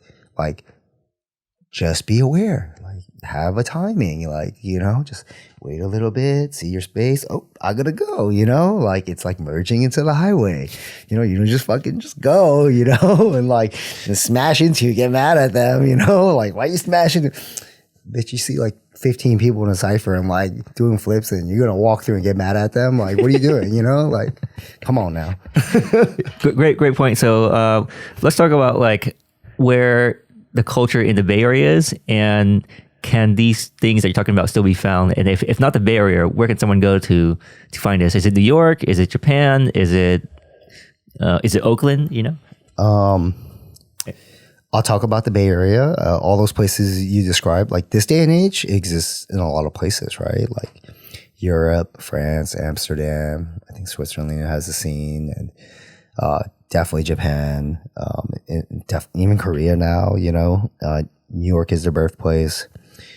New York is the birthplace of club culture. Chicago is the birthplace of house, but those are related. And if you do your research on Frankie Knuckles, you'll understand why. In terms of the Bay, yeah, I think San Francisco has changed a lot. I think that I haven't been out in San Francisco and like I'm going out today after this podcast, right? But I haven't gone out like not like I used to. Like I don't go out. Like I'm mostly in Capoeira these days. But is it like that you changed or the scene changed so it's not as appetizing? I definitely changed. Like okay. I don't know. Like there's a whole new generation of new cats that I love. I see them at the lake every week. I think a lot of people moved to Oakland. There has been changes in San Francisco with tech money and like pandemic and all of that. Like Oakland is a great scene. I would say Elements, Patrick Wilson, and now he's a full-time, he's like a dope DJ, but like for you guys who don't know, he is, he's like, he's our OG, like him and Oscar, like it was them two, like flying to New York, doing this stuff. These are the 90s, so like when I see him, like I have reverence, like, but he throws parties, the Elements. He has great parties. Anytime JV's spinning anywhere, it's going to be good.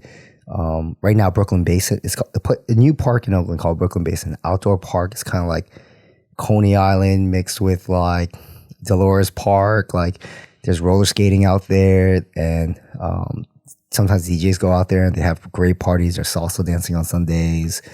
I love it. I love being outdoors. Like I think as I'm older, like being outdoors in the daytime, like it's way better. Like when I was younger, like even now on Fridays, it's hard for me to go to sleep because I went out for so many years, like decades. Like it's hard for me to sleep like early. But during the weekdays, like I go to bed like midnight, still. Yeah, because you're used to having certain operating hours. Totally. Like I mean, like when people are like free nights and weekends, they're like, you stayed up till 6 a.m. I'm like, bro, no problem. Like even now, I think we went out like in November in LA after a Capoeira event, and like some of the new kids in my Capoeira school were like, they don't do that, right? So we're like, oh, let's go out. My friend Juliet was spitting somewhere, and we showed up, right? And then we went to like Omaru, right? And he took us out. We were like, Scotty was out there, and we went dancing, and like they were like, and then we went to Houston's house afterwards. I'm sorry, I'm gonna give you all this this information you guys probably don't know, but. And then afterwards, these two kids were together. I call them kids. They're like 21 and 28, but they're just like passing out like 4 in the morning at Houston's house on the couch, waking up. Oh, okay, you guys want to go back there? How do you do it? I was like, bro, this cake. Yeah. So do you think that the scenes change much in the Bay Area? I think the scene changes everywhere. Okay. Right? People change, scenes change. Nothing stays the same. Change is constant. So don't hold on to that and be like, my stuff is the best stuff. It was great, and enjoy it. If it's good right now, enjoy it because it's going to change. It may change worse. It may change better. It comes in waves, right? I love what the scene is right now in the Bay. Like, I love the new gen. Like at the lake, Suleiman and Morgan, they do a party at the Lake Merritt at the Pergola every Friday. Starts off with a house dance class by Rama. And after that, they just play music. There's different DJs invited every week. And it's open, it's free, like anybody can show up. Some people show up like they're walking to the park with their kids. Like, it's great. It's a beautiful space. There's like a new gen of dancers coming out, and it's not like they have a crew name. They just all hang together and like they're great. Their energy's great. Like I watch them dance.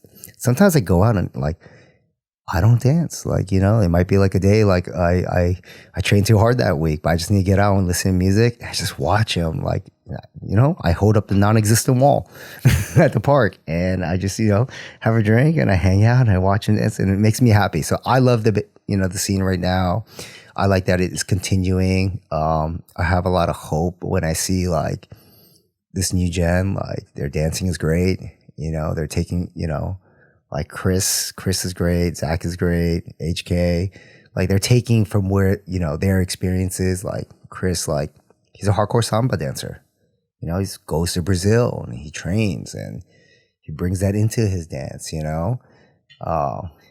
Like Zach was a capoeirista as well, you know, from a different group. And definitely, you know, we play capoeira sometimes, but we dance together a lot. You know, HK, you can see, has that B-Boy Foundation, but like they all come to the house. Because like, you guys don't know it, like all the dancers end up in the house club when they get older. You know, you might be in your scene, but you're going to end up in the house club. You know why? Because that's where it's at. That's where you have fun. That's where it's like, you get down all night. But so, yeah, I definitely think it's changed. I'm happy it's growing. I think it's growing. You know, I guess it's subjective, but no, I think it's growing. Like there's a hustle scene right now. You know, Marky does that event in San Jose. Movement Studio still around, you know. I mean, God bless anybody who made it through the pandemic.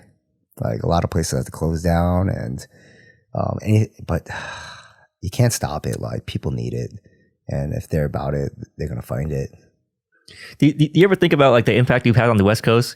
And I don't know if enough people know about this, but I've been to parties and events before Odie, where Odie was definitely the first teacher to teach me from her first house steps, and I would confidently say I had a big impact on the San Diego scene, right? But that was planted through you in many ways, right? Do you ever think about your impact on the West Coast? Because you know, like even though you're not involved or as active anymore nowadays, but you had a whole string of like years of teaching house dance in the Bay Area, making events. I am just a link in the chain, as you are, right? Because as Brian Green is, as those, you know what I mean? That's how the culture works, right? Like, cause like at the end of the day, like, yeah, I wanted the culture to grow, but like, I have addictive personality. Like I needed it. Like I needed to dance. I need to dance. I need to get it out.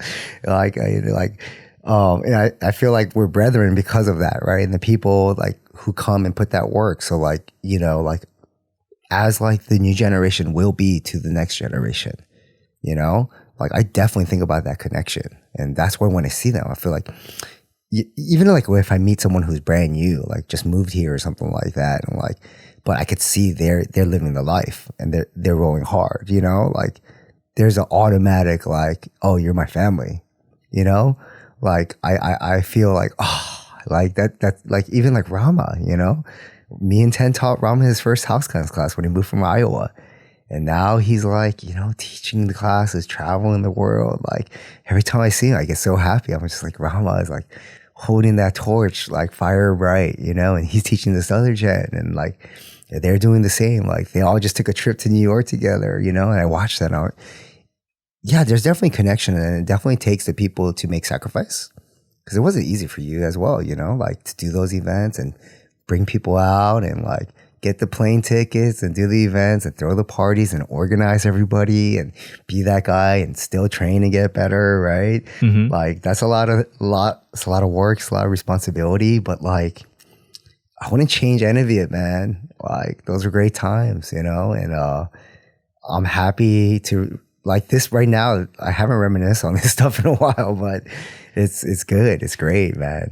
I think that, yeah, like our connection, like to watch you guys in San Diego, like pick up at the time you guys did, which is like what, like 2000, when is it, like 8, 9? I don't know. Like when? I think it was like 2005 or 6. 5 or 6? Okay. Or maybe even 4.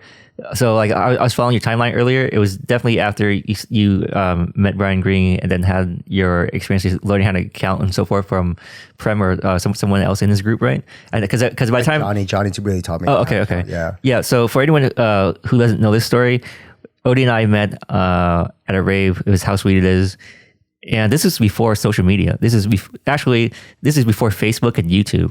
Like, it's, for anyone who grew up with YouTube and Facebook, it's hard to imagine, right? But this was a message board, like a forum. You guys know what a forum is? This is a message board and a forum, right? It's like a Rave forum, right? Yeah, it was Rave forum. I think it was Rave forum. Yeah. Long story short, I met Odie at that party. We met each other, and in some ways, he was my first dinosaur, right? Where because I was like trying to figure out what's happening, but to see dance in a intentional train manner for the first time in real life, there's a lot going on that you're trying to process. You know what I mean? Where you're like, how do I not hear that sound that's in the music before I watch this guy? You know what I mean? But now I hear it, right? So long story short, him and Ten came down to San Diego and to my house and taught myself and VG, who is another good dancer in San Diego that you should check out. So what about the culture that drew you guys and motivated you guys enough to like go from San Francisco to San Diego to like spread the culture? Like, what was it? Because you were that connected to wanting to see the culture grow, or you were like just what about it made you want to do all that? Vin, it's you. You wanted it. You know what I'm saying? Like, we'll connect with anybody who wanted it. Like, and when you recognize like, oh, somebody's about it, like I said, like you see them, they're down, like you want to cultivate that. That's your family, you know, that's like your culture, that's your community, you know, until they show you otherwise, right? And like you guys were like hungry. You guys were eating it all, and every time we saw you, just guys get better and better and better. There was a certain time we'd all like mob out to LA. I don't remember when, but it would be like the Bay and San Diego, like in the house cyphers in LA, just going hard, you know? And like those moments, those are the moments I live for. You know, it's not like trying to win a contest. It's like showing up and just dancing all night with your friends, you know? And like yeah, man, like every time I heard like, organizing a big event, Culture Shock Studios, you know, or whatever it is that you're doing, it's just like put a smile on my face. So that, I mean, I've always been involved in like that way with communities that I'm involved with, right? Even now, like in Capoeira, that's how I am. Like it's just, but I'm not a teacher, you know. It's like it's great. It's great to just be like a student and a practitioner at times too, as well. You know, like to do all the organizing and, you know, getting the venues and, you know, getting the money together and collecting the money. Like that's just a different thing. It's very necessary for the culture to exist, that people contribute in that way.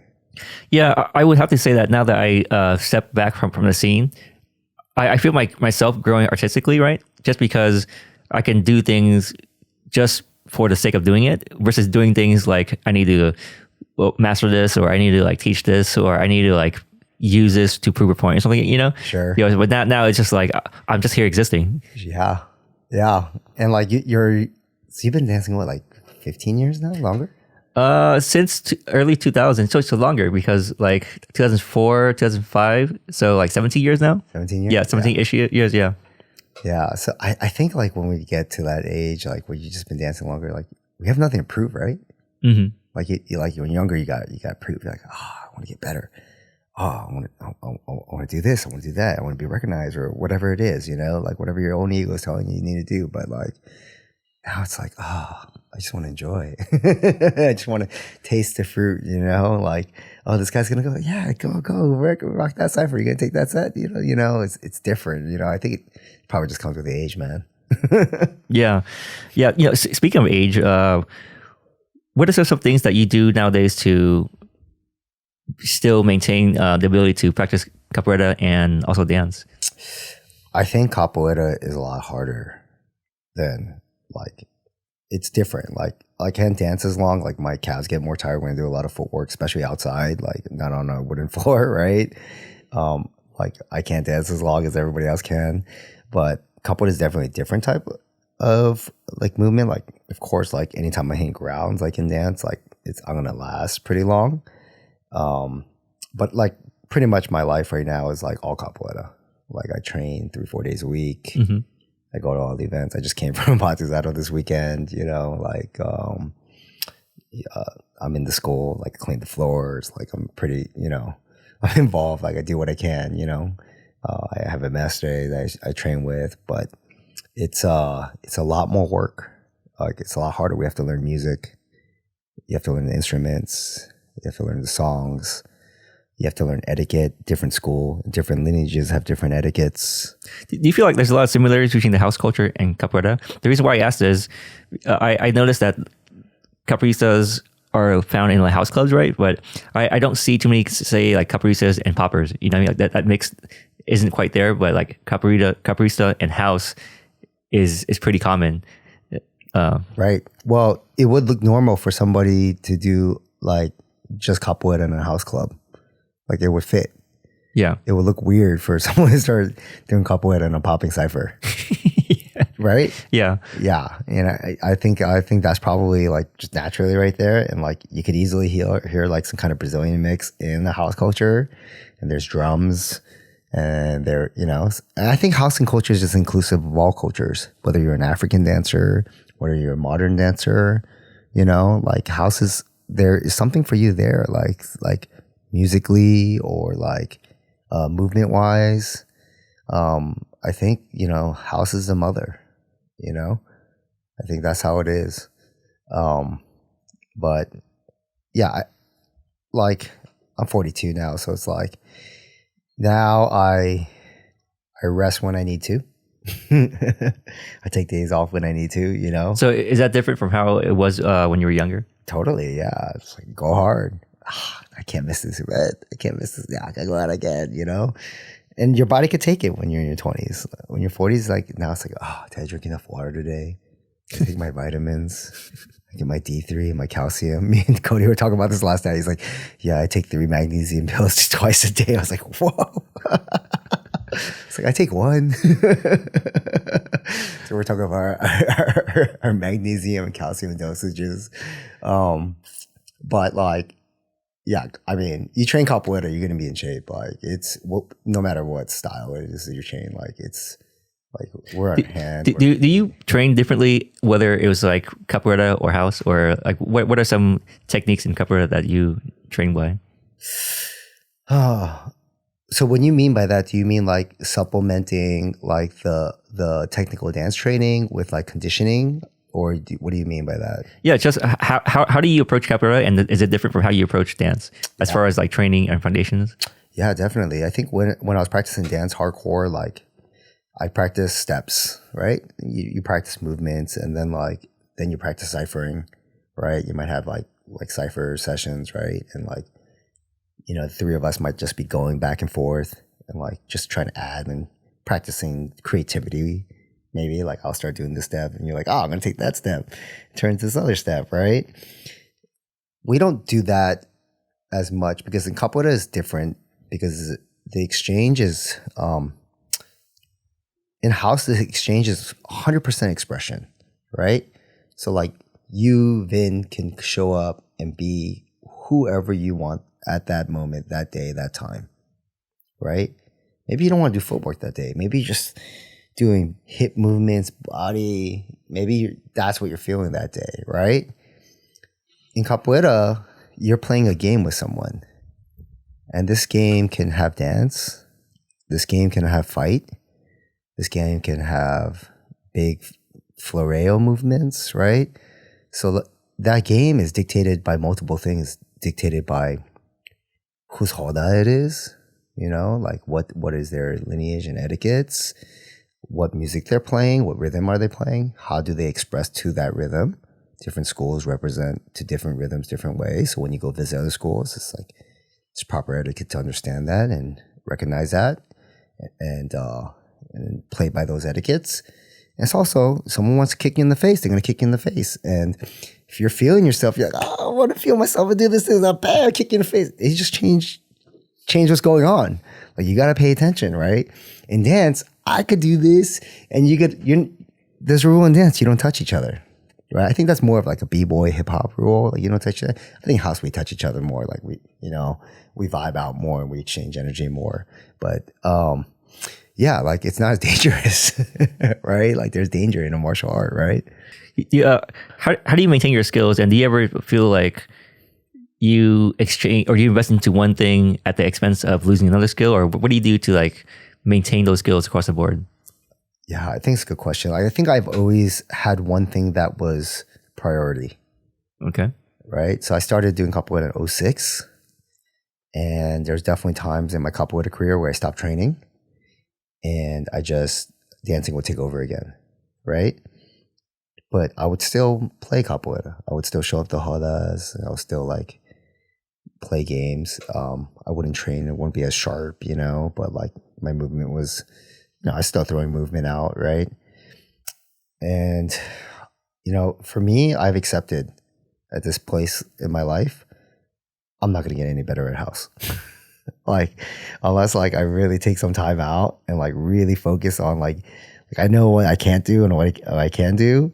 If I focus on the stuff I can't do, I could get better at it. But that means I would have to sacrifice something in my schedule because I work full time, right? I'm married. I have a wife, gotta cook. I gotta do things, right? I'm old. But I also want,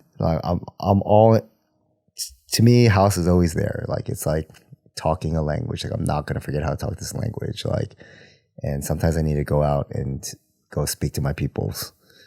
That makes a lot of sense. So for you, house is like having the community, and you go hang out with your community, you talk to your community, but it's not like, hey, I'm gonna go out and bring a dissertation that I'm gonna present to my community. It's more like, hey, let's just go see how I'm feeling and see how the other people are feeling, and then I'm okay with that, right? That's what you're saying. I'm totally okay with that. Yeah. Okay. And I'm down to hear somebody's dissertation, like some new kid who's just like totally worked on his PhD and he's got something to say, and like I'm like, wow, I want to hear that. I still love it enough that like I want to hear it, I want to see that, I want to understand it, and I respect it, like but I'm fine with, I'm fine with being like an 80-year-old guy in the club next to the speaker, like with a really cool little groove, like maybe a couple of little steps, and that's it, like because like I said, the feeling and like the value that you get from doing that and killing a cypher is almost identical. You might have more like crowd cheering in the cypher and like there's a big energy bump, but like that, just two-step in the house club, that's the heartbeat. And like afterwards, like I've been like looking at a bunch of YouTube clips on like how like dancing and drumming affects people, like, like scientifically, and like singing. Right? Because like I think that's one thing that capoeira has that house does not. And that's how it's very different. We create the music. We switch off instruments. We are the music. We're the true embodiment of what is happening. We tell the stories. We might be telling the stories of the past. We might be telling the stories of what's happening inside the roda at the moment. They might sing a song about chopping down the tree as someone's chopping someone's foot and making them fall. So like there's a older connection on that, but like movement wise, like house, like movement to that beat, that 4 on the floor, there's just something, that's there. And is capoeira like specific or limited to certain instruments? And there's the berimbau, right? Yes. So what if someone brought like a keyboard? Would that be inappropriate? Like, or can capoeira get there? Or what's like, just where is that? I am a small ant in the world of capoeira, right? But from my viewpoint of what I've seen and been exposed to, capoeira has always evolved and changed, and capoeira will continue to do that as it's in every country. Right, and it's the number one disseminator of the Portuguese language. Interesting, very fascinating. Yeah, and it has evolved. Like originally, like different places. Like the history is like 500 years old, right? And there's all these debates in Brazil.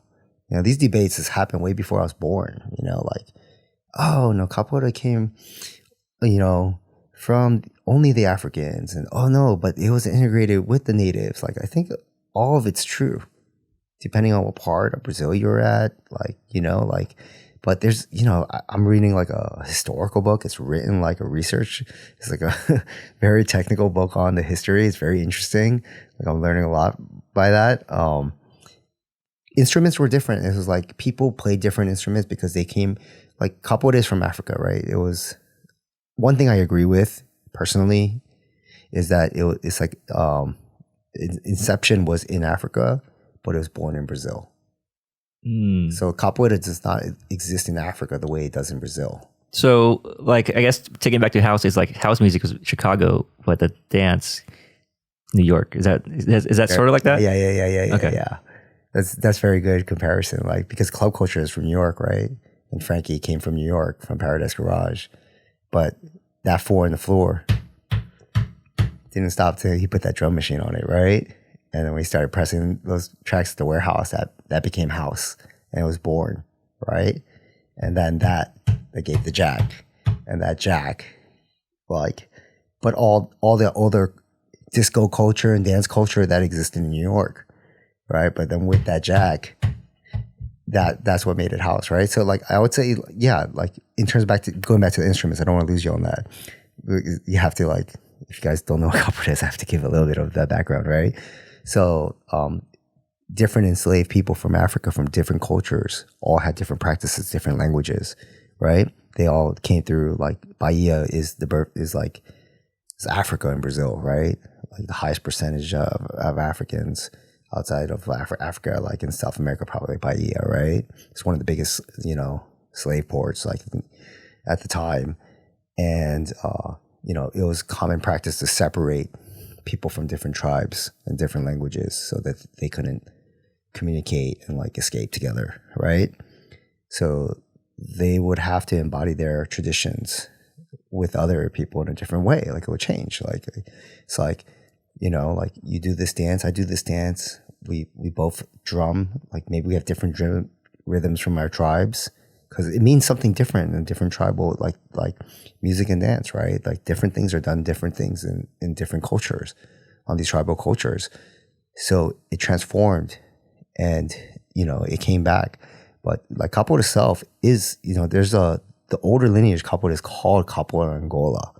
Angola is a country in Africa. So obviously there's going to be a strong connection to that. But then there's like all these other influences from Candomblé, which is like an Afro-Brazilian religion, and they have different drums. So like eventually the modern bateria as we know it now, 3 berimbau, right?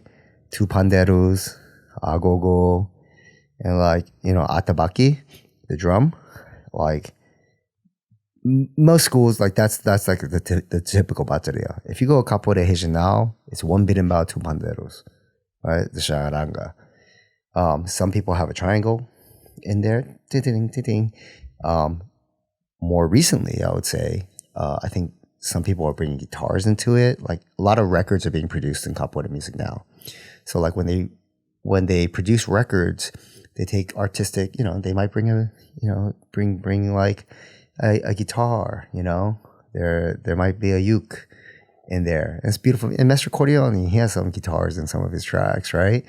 And like there's artistic freedom when you're recording music, right? In terms of like inside the bateria, like I've seen it a couple of times. And who knows what the next generation is going to do, right? Because there's always this line between like what is tradition versus what is innovation. And I think like in house it's the same and b-boying was the same, right? Because like you remember in the beginning, the b-boying was like style versus power. And then since you are capoeirista and it's 500 years old. The point being, it's like much older than the street dancers that we're talking about, right? Sure. Do you foresee street dance going the route of capoeira as far as like schools, lineage, or would it be more like a dance that gets kind of fades away over time? I don't know. It's a good question. I would say like for example, tap is still around. Yeah. But I don't think tap is as big as it was back then. Like Is it? I don't know. Yeah, I don't know either, but I get the sense that like it's not as big. It's just my sense, not necessarily a fact, right? So I would say the difference that capoeira is a dance like fight, a fight like dance, quote unquote, Mestre accordion. And it is also a martial art and a cultural, a conveyor of culture, right? It is a practice that conveys culture. So in that sense, the schools, the way that they're organized, they have mestres, right? They have masters, right? There's a different relationship between a student and a master in any tradition, whether you're a blacksmith, you know, whether you're a carpenter, right? Like a mason, like, and martial arts in general is a little more serious than dance, right? I say ballet is probably very serious on that aspect, right? yeah. Like, Ballet is probably a good example because ballet is still very much around. And then tap dancers are well, right? Like I think some of the older traditional tap dancers, like it was probably serious like that. And I think those things like are hard because it's like when it's that serious, it's usually like a one master and one or two students that are gonna pick it up and like do that training, like, you know. But like let's look at kung fu or like what MMA has now done, right? It's big, right? So jiu-jitsu is like huge, right? So like it has evolved. So who knows what house dance will evolve to? Like, will there be like teachers in the future that will have like schools with like 500 students? I don't know. I can't say that's not possible. I think it's dope. I think why not? Like if they had like, I think like if they had the business sense and the organization behind it, and like, I'd rather see 500 kids doing house dance than Little League. That's just me though. I'm biased, you know? So like, I don't know, man. I hope so. I hope it does go that route. I hope that the fire sparks. I think some of those dance camps in like Sweden or something, sometimes I see like, they got like, you know, 1,000 people like in the dance camps, like doing all this stuff. I'm like, it's amazing. But it's different, right? Because like in dance, it's like you go learn from different dance teachers. I think capoeira is starting to change like that right now. Like there's been like a huge change in the movement, like in the recent years. Is it big ass centipede right there? Sorry, distracted. It's like this big. Really? Yeah, it's in the curtain. Anyways, centipede came to visit us. Good call. So wait, what was I saying? So has capoeira been like the traditional martial arts school where you learn from one school and you're not allowed to go to another school because there's something there, you know? Definitely in the 80s, in 90s, it was like that. Okay. You know, like there was like straight up like dojo battles, right? Like people show up and like, we're gonna play your students and like go beat everybody up, right? Like that's, and it's still like that in some schools. I would say here in the Bay Area, like capoeira has been here since like what, you know, 80s, late 70s, something like that.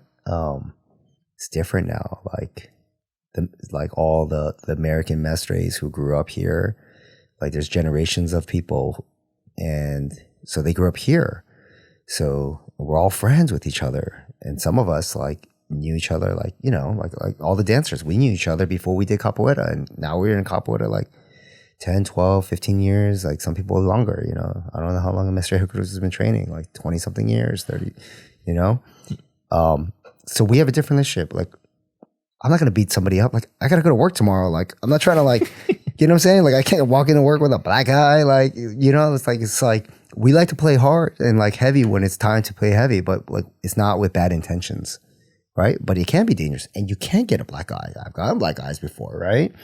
Because it's a martial art, but it's like, that's the game, and I choose to engage and keep in that engagement when it goes there, and that's my choice. Now, if this guy's like 6'5" and like, bro, I'm like, oh, maybe not. No, thank you. I go buy out the game, right? You know, circling back to your first dance, which is Breakin, right? How would you say that capoeira and Breakin are different? Because they're both very ground oriented. Sure. Yeah. So what was that like? Because you've done both. So one is the same. It's a dance. You're in there by yourself, and then you're exchanging, right? And it's 100% a subjective energy exchange, right? And capoeira is not subjective. Sometimes it could be, I guess, but someone's on the floor. Someone got knocked out. Someone got taken down. Someone got controlled the whole game, you know? Or it's even exchange, a tit for tat, you know? Like, it's a martial art. You're going to get kicked. You're going to get thrown. You're going to get tripped. You can get flipped on and you can't do anything about it. You go this way, he's behind you. You turn around, his foot's in your face, you know? Like, they're, like, when someone could, you have to, when you're breaking, you're doing whatever you want and where the momentum's taking you and you're trying to figure it out. Capoeira, you're doing that plus someone's trying to change what you're doing. So there's a clear objective. Sometimes, yeah. I mean, like, if someone's kicking you and you're trying to do a flip and you're like, I'm going to do a backflip. They're like, do the backflip. You land and boom, right when you land, they kick you in the face. They're like, you did a backflip, you know? But if you could do the backflip, like, while you're playing and they can't, and they don't see it coming, then you land and you're like, you move out smooth. It just looks, everyone's like, oh, you know, like, there is that O factor that the B-boys have, right? In capoeira. But, like, it's a game and it's a martial art at the end of the day. And that engagement of a martial art is different than 100% dance. Where dance is just like you, the music, and the crowd, right? And I would say that is different. And then there's other differences, like in terms of technique and form, like, you know, like capoeiristas don't go on their back. Their back doesn't touch the floor sometimes. Like, and why is that? Is that like a cultural I think newer. Okay, and let me say, like, capoeira has changed as well because of YouTube and everything that, you know, it's way crazier now than it was in like 60s and 70s. Like, but by way crazier meaning there's more people doing it, or what does way crazier mean? Technically, okay, like tricking. Like, there's some capoeiristas who could do, like, you know, all the corkscrews and gainer twists. Like, they definitely weren't doing that in like the 60s. You know what I mean? Like, if you did a backflip in like 60s, it's like, oh, cool, you know? So technically, like, kicks are crazier, like technical abilities are crazier, like new things have been involved. But I think traditionally, before the academies, when it was only streets, people would wear like their Sunday whites, their church whites, their Sunday whites, right? When they, after church, you know? And the whole point is when you go play capoeira, it's like, don't get your whites dirty. You don't get your clothes dirty. I think original breaking was like that too, right? Like before the Puerto Ricans, right? Like, I can't say the name because it's not culture appropriate to do that, but the N-word twins, which is what they call themselves in the Bronx, they didn't go on their backs when they break. They did footwork. That was their dance alias, N-word twins? Wow. Okay, carry on. Yeah. And that was before Rocksteady, right? And then I think like Legs and Ken Swift and them, that they would start going their backs and doing the back spins. And I've heard that in different documentaries before. Fact check me on that, peeps. But I think that evolved, right? And then I think in capoeira as well, like, it's like you want to stay clean because it shows that you didn't get taken down, you didn't fall, right? Now it's like we're inside like wooden floors, we're inside studios and academies. It's different. We're not like playing on dirt, you know? And like sometimes there's like a move and your shoulder touches or your back touches, like not a big deal, right? Mm-hmm. Yeah. So, you know, I meet a lot of people and there's like at least two forks in the road or one fork in the road, right? One is I'm getting older, so I'm settling down. And the other is I'm getting older, so I'm going to like max out my life, meaning just do everything I can and possibly can and keep on elevating, you know? So like, how do you stay inspired and what keeps you moving forward?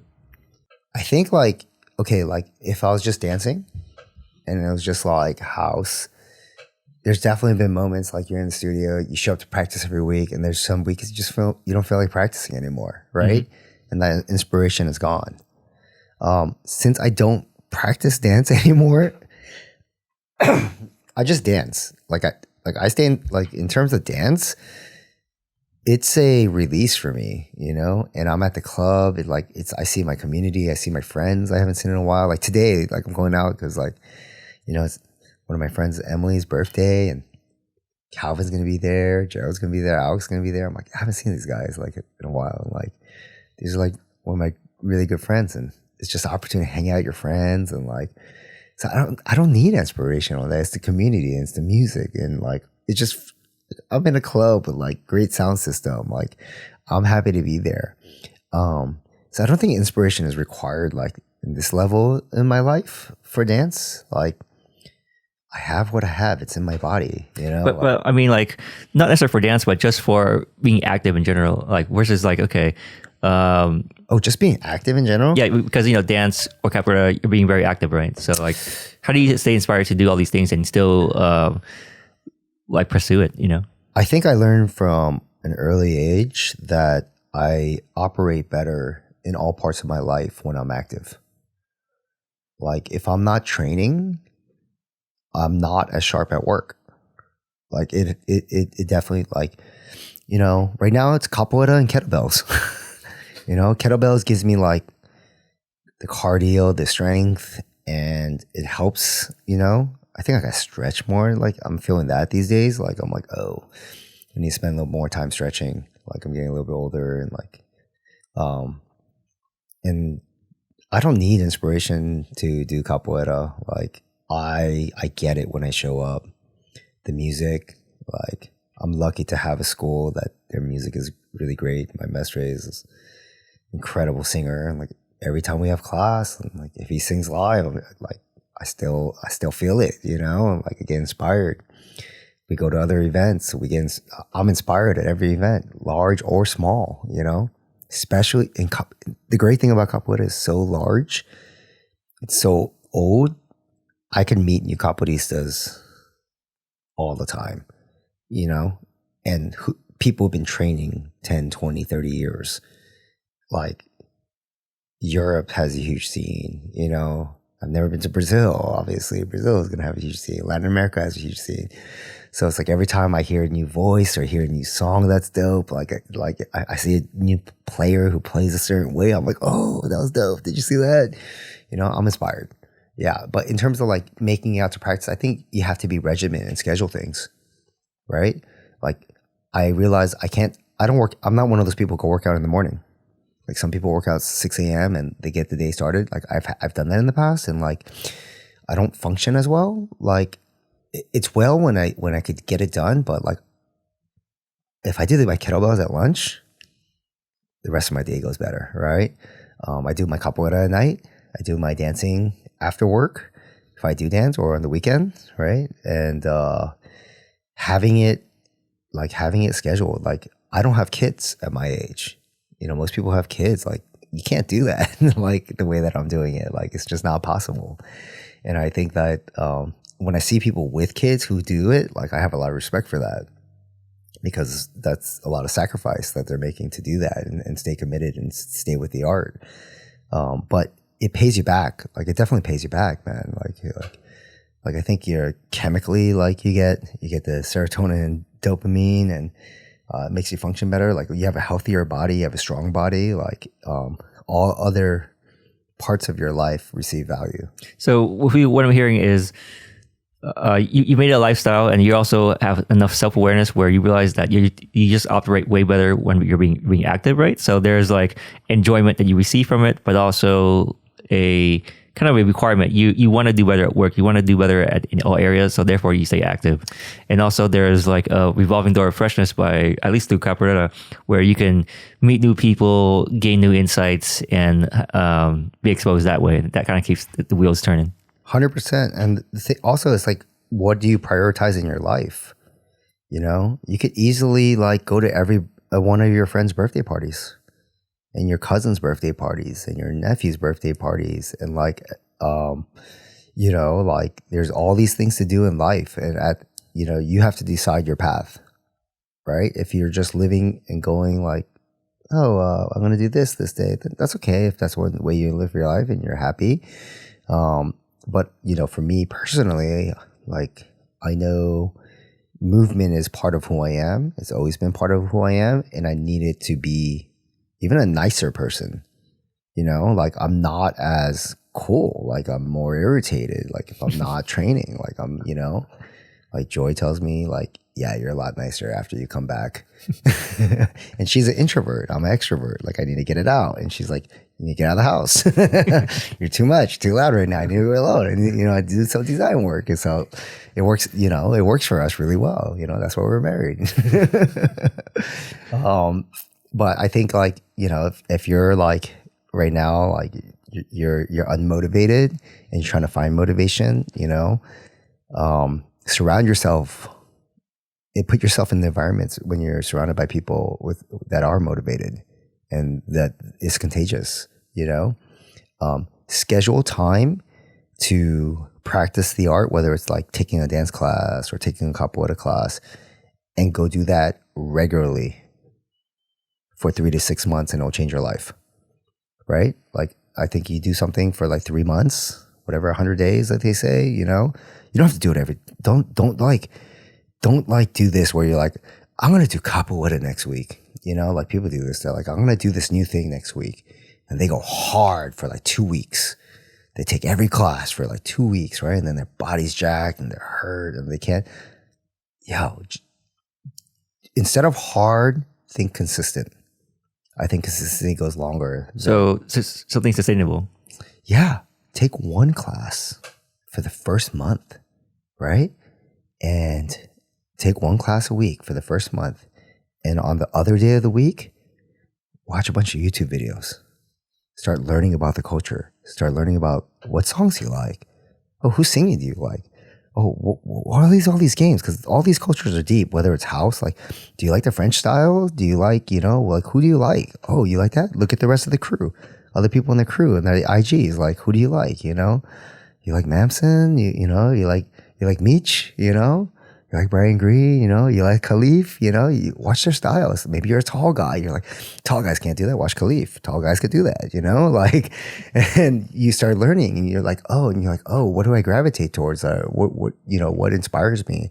Spend time to feed yourself, I would say, is as important as being in the environment, I spend a lot of hours on YouTube, absorbing content that inspires me.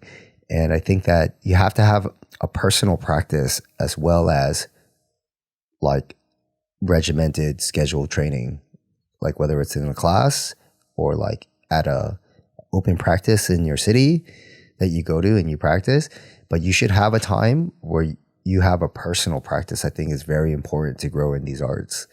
I think the time that you spend practicing by yourself in your garage in the mirror is just as important as, even if it's 20 minutes, it's just as important as time that you go exchange with people, because you learn about yourself. Oh, hey, how come my left foot is so weird when I try to do that step?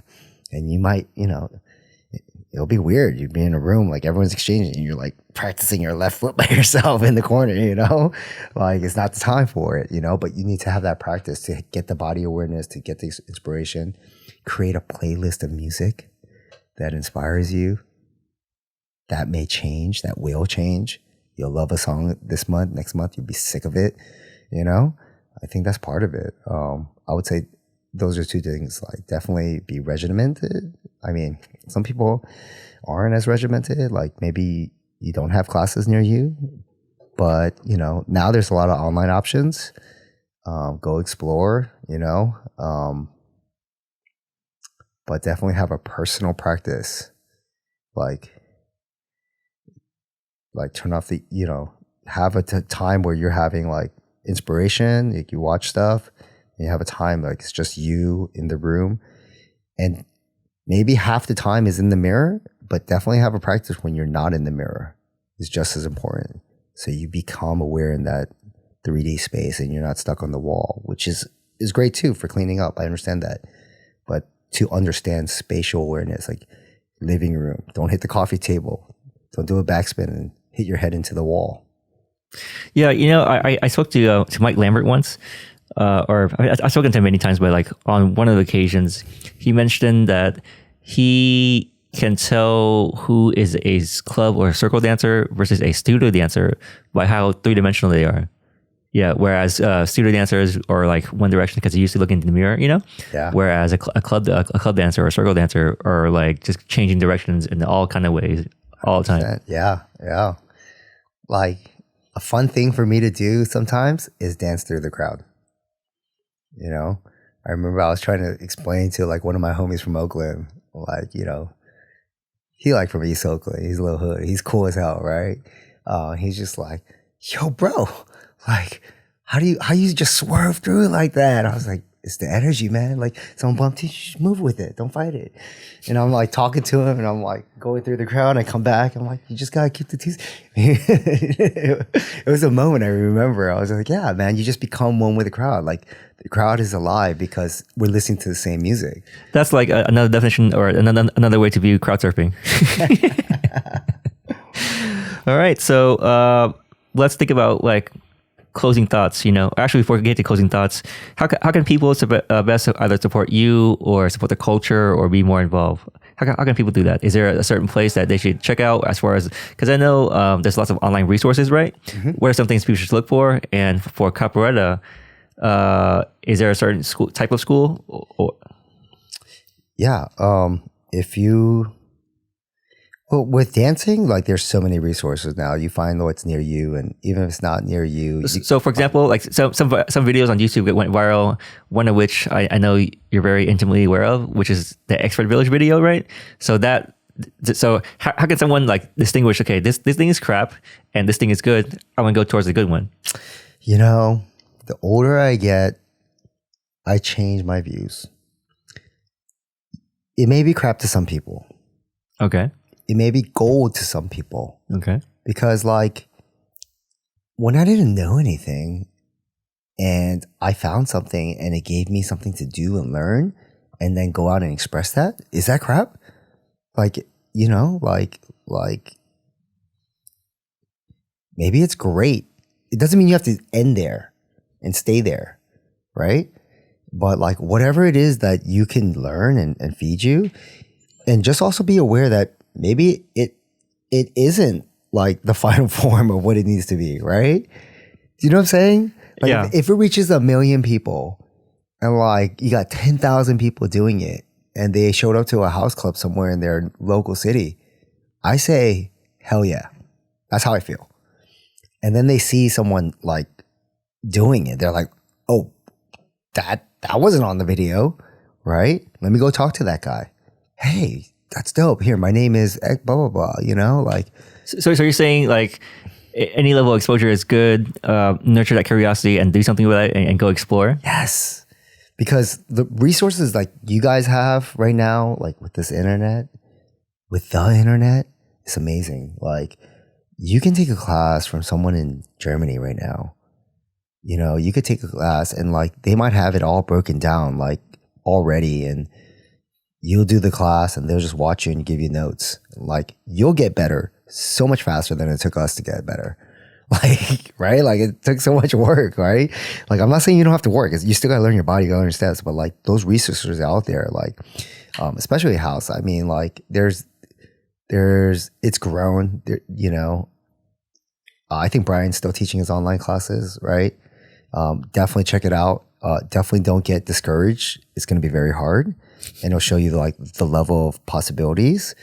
And then, you know, go teach other people's classes. Like I think Meech teaches, right? Mm-hmm. And Meech, you know, shout out to Meech. You know, I think Khalif is teaching online classes, right? Yeah, who teaches online classes? I'm not like. Yeah, Jardy, definitely Jardy. Jardy has like Jardy was one of the first to set up like the online model and like lock it down. And like he's like, I think he does really well in that space with his personality, mm-hmm. right? But you know, there's a lot of resources out there. I'm sure you could email Vin. You know, like if you email him, Vin's type of guy, he's gonna go research a whole bunch of stuff and get it to you and see what's current, and then I'll give him ideas for his next podcast. But yeah, I think that yeah, man, like number one, it would help to learn steps and the name of steps before you get to the club, and just realize once you get to the club, it might all go out the window because the crowd might not be doing any of those steps, right? They might just be doing like this body movement. And that's the heartbeat. That's where all this thing comes from, right? And when you learn the body undulations, that jack, those syncopations with the footwork, then you start getting into it. And you're like, oh my God, I was just doing the shuffle, the house version of the shuffle, not the other shuffle, right? And I was just doing it one way the whole time. And once I started doing the jack, it started changing. And like, oh my God, like it changes. So I would say that like you could like it, I think in this day and age, like whether or not you go to the club first and then learn the steps later or learn the steps at home and then come to the club, I think it can happen at the same time, you know, especially if you're new. I've seen people new like get really good really fast. They go all in though. Usually the people get good really fast. They go all in. They're taking classes. They're looking online. They're going to all the parties because they're into it. Then definitely know your music because that's the whole point. Yeah, great. That's really key. Okay, so back to closing thoughts. Watch The Simmer Room. Oh yeah, shout out to CoFlow and Amy. Yeah, so final closing thoughts for our listeners out there, whether it's like what you want them to take away with or any shout-outs. I can't end it without shouting out UCA Hayward. Follow us on UCA Hayward IG, Instagram. TikTok coming soon. I gotta learn how to use it. UCAHayward.com, United Capoeira Association. That's where I'm most active, the UCA Hayward IG. Yeah, if you're interested in capoeira, definitely come connect. We're a cool bunch and we have a lot of fun. Thanks. All right. Was that your closing thought? No, that's not my closing thought. That was my social media shout out real quick. Plug. Yeah. I'm the social media manager for the Capoeira School right now, so I put a lot of work into it. This last year we just hit like 500 followers. We're like, yeah. But we're pretty active right now. We're like 2-3 posts a day. Yeah. But closing thoughts, man, I just like thank you. Like we've been friends for a very long time. This is a beautiful studio. I really wish you a lot of success in this endeavor.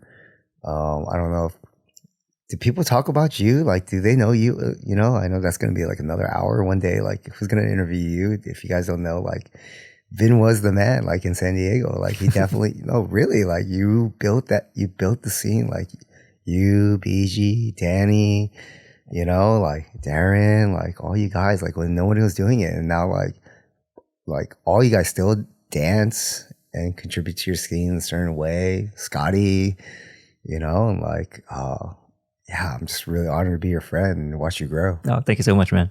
Yeah.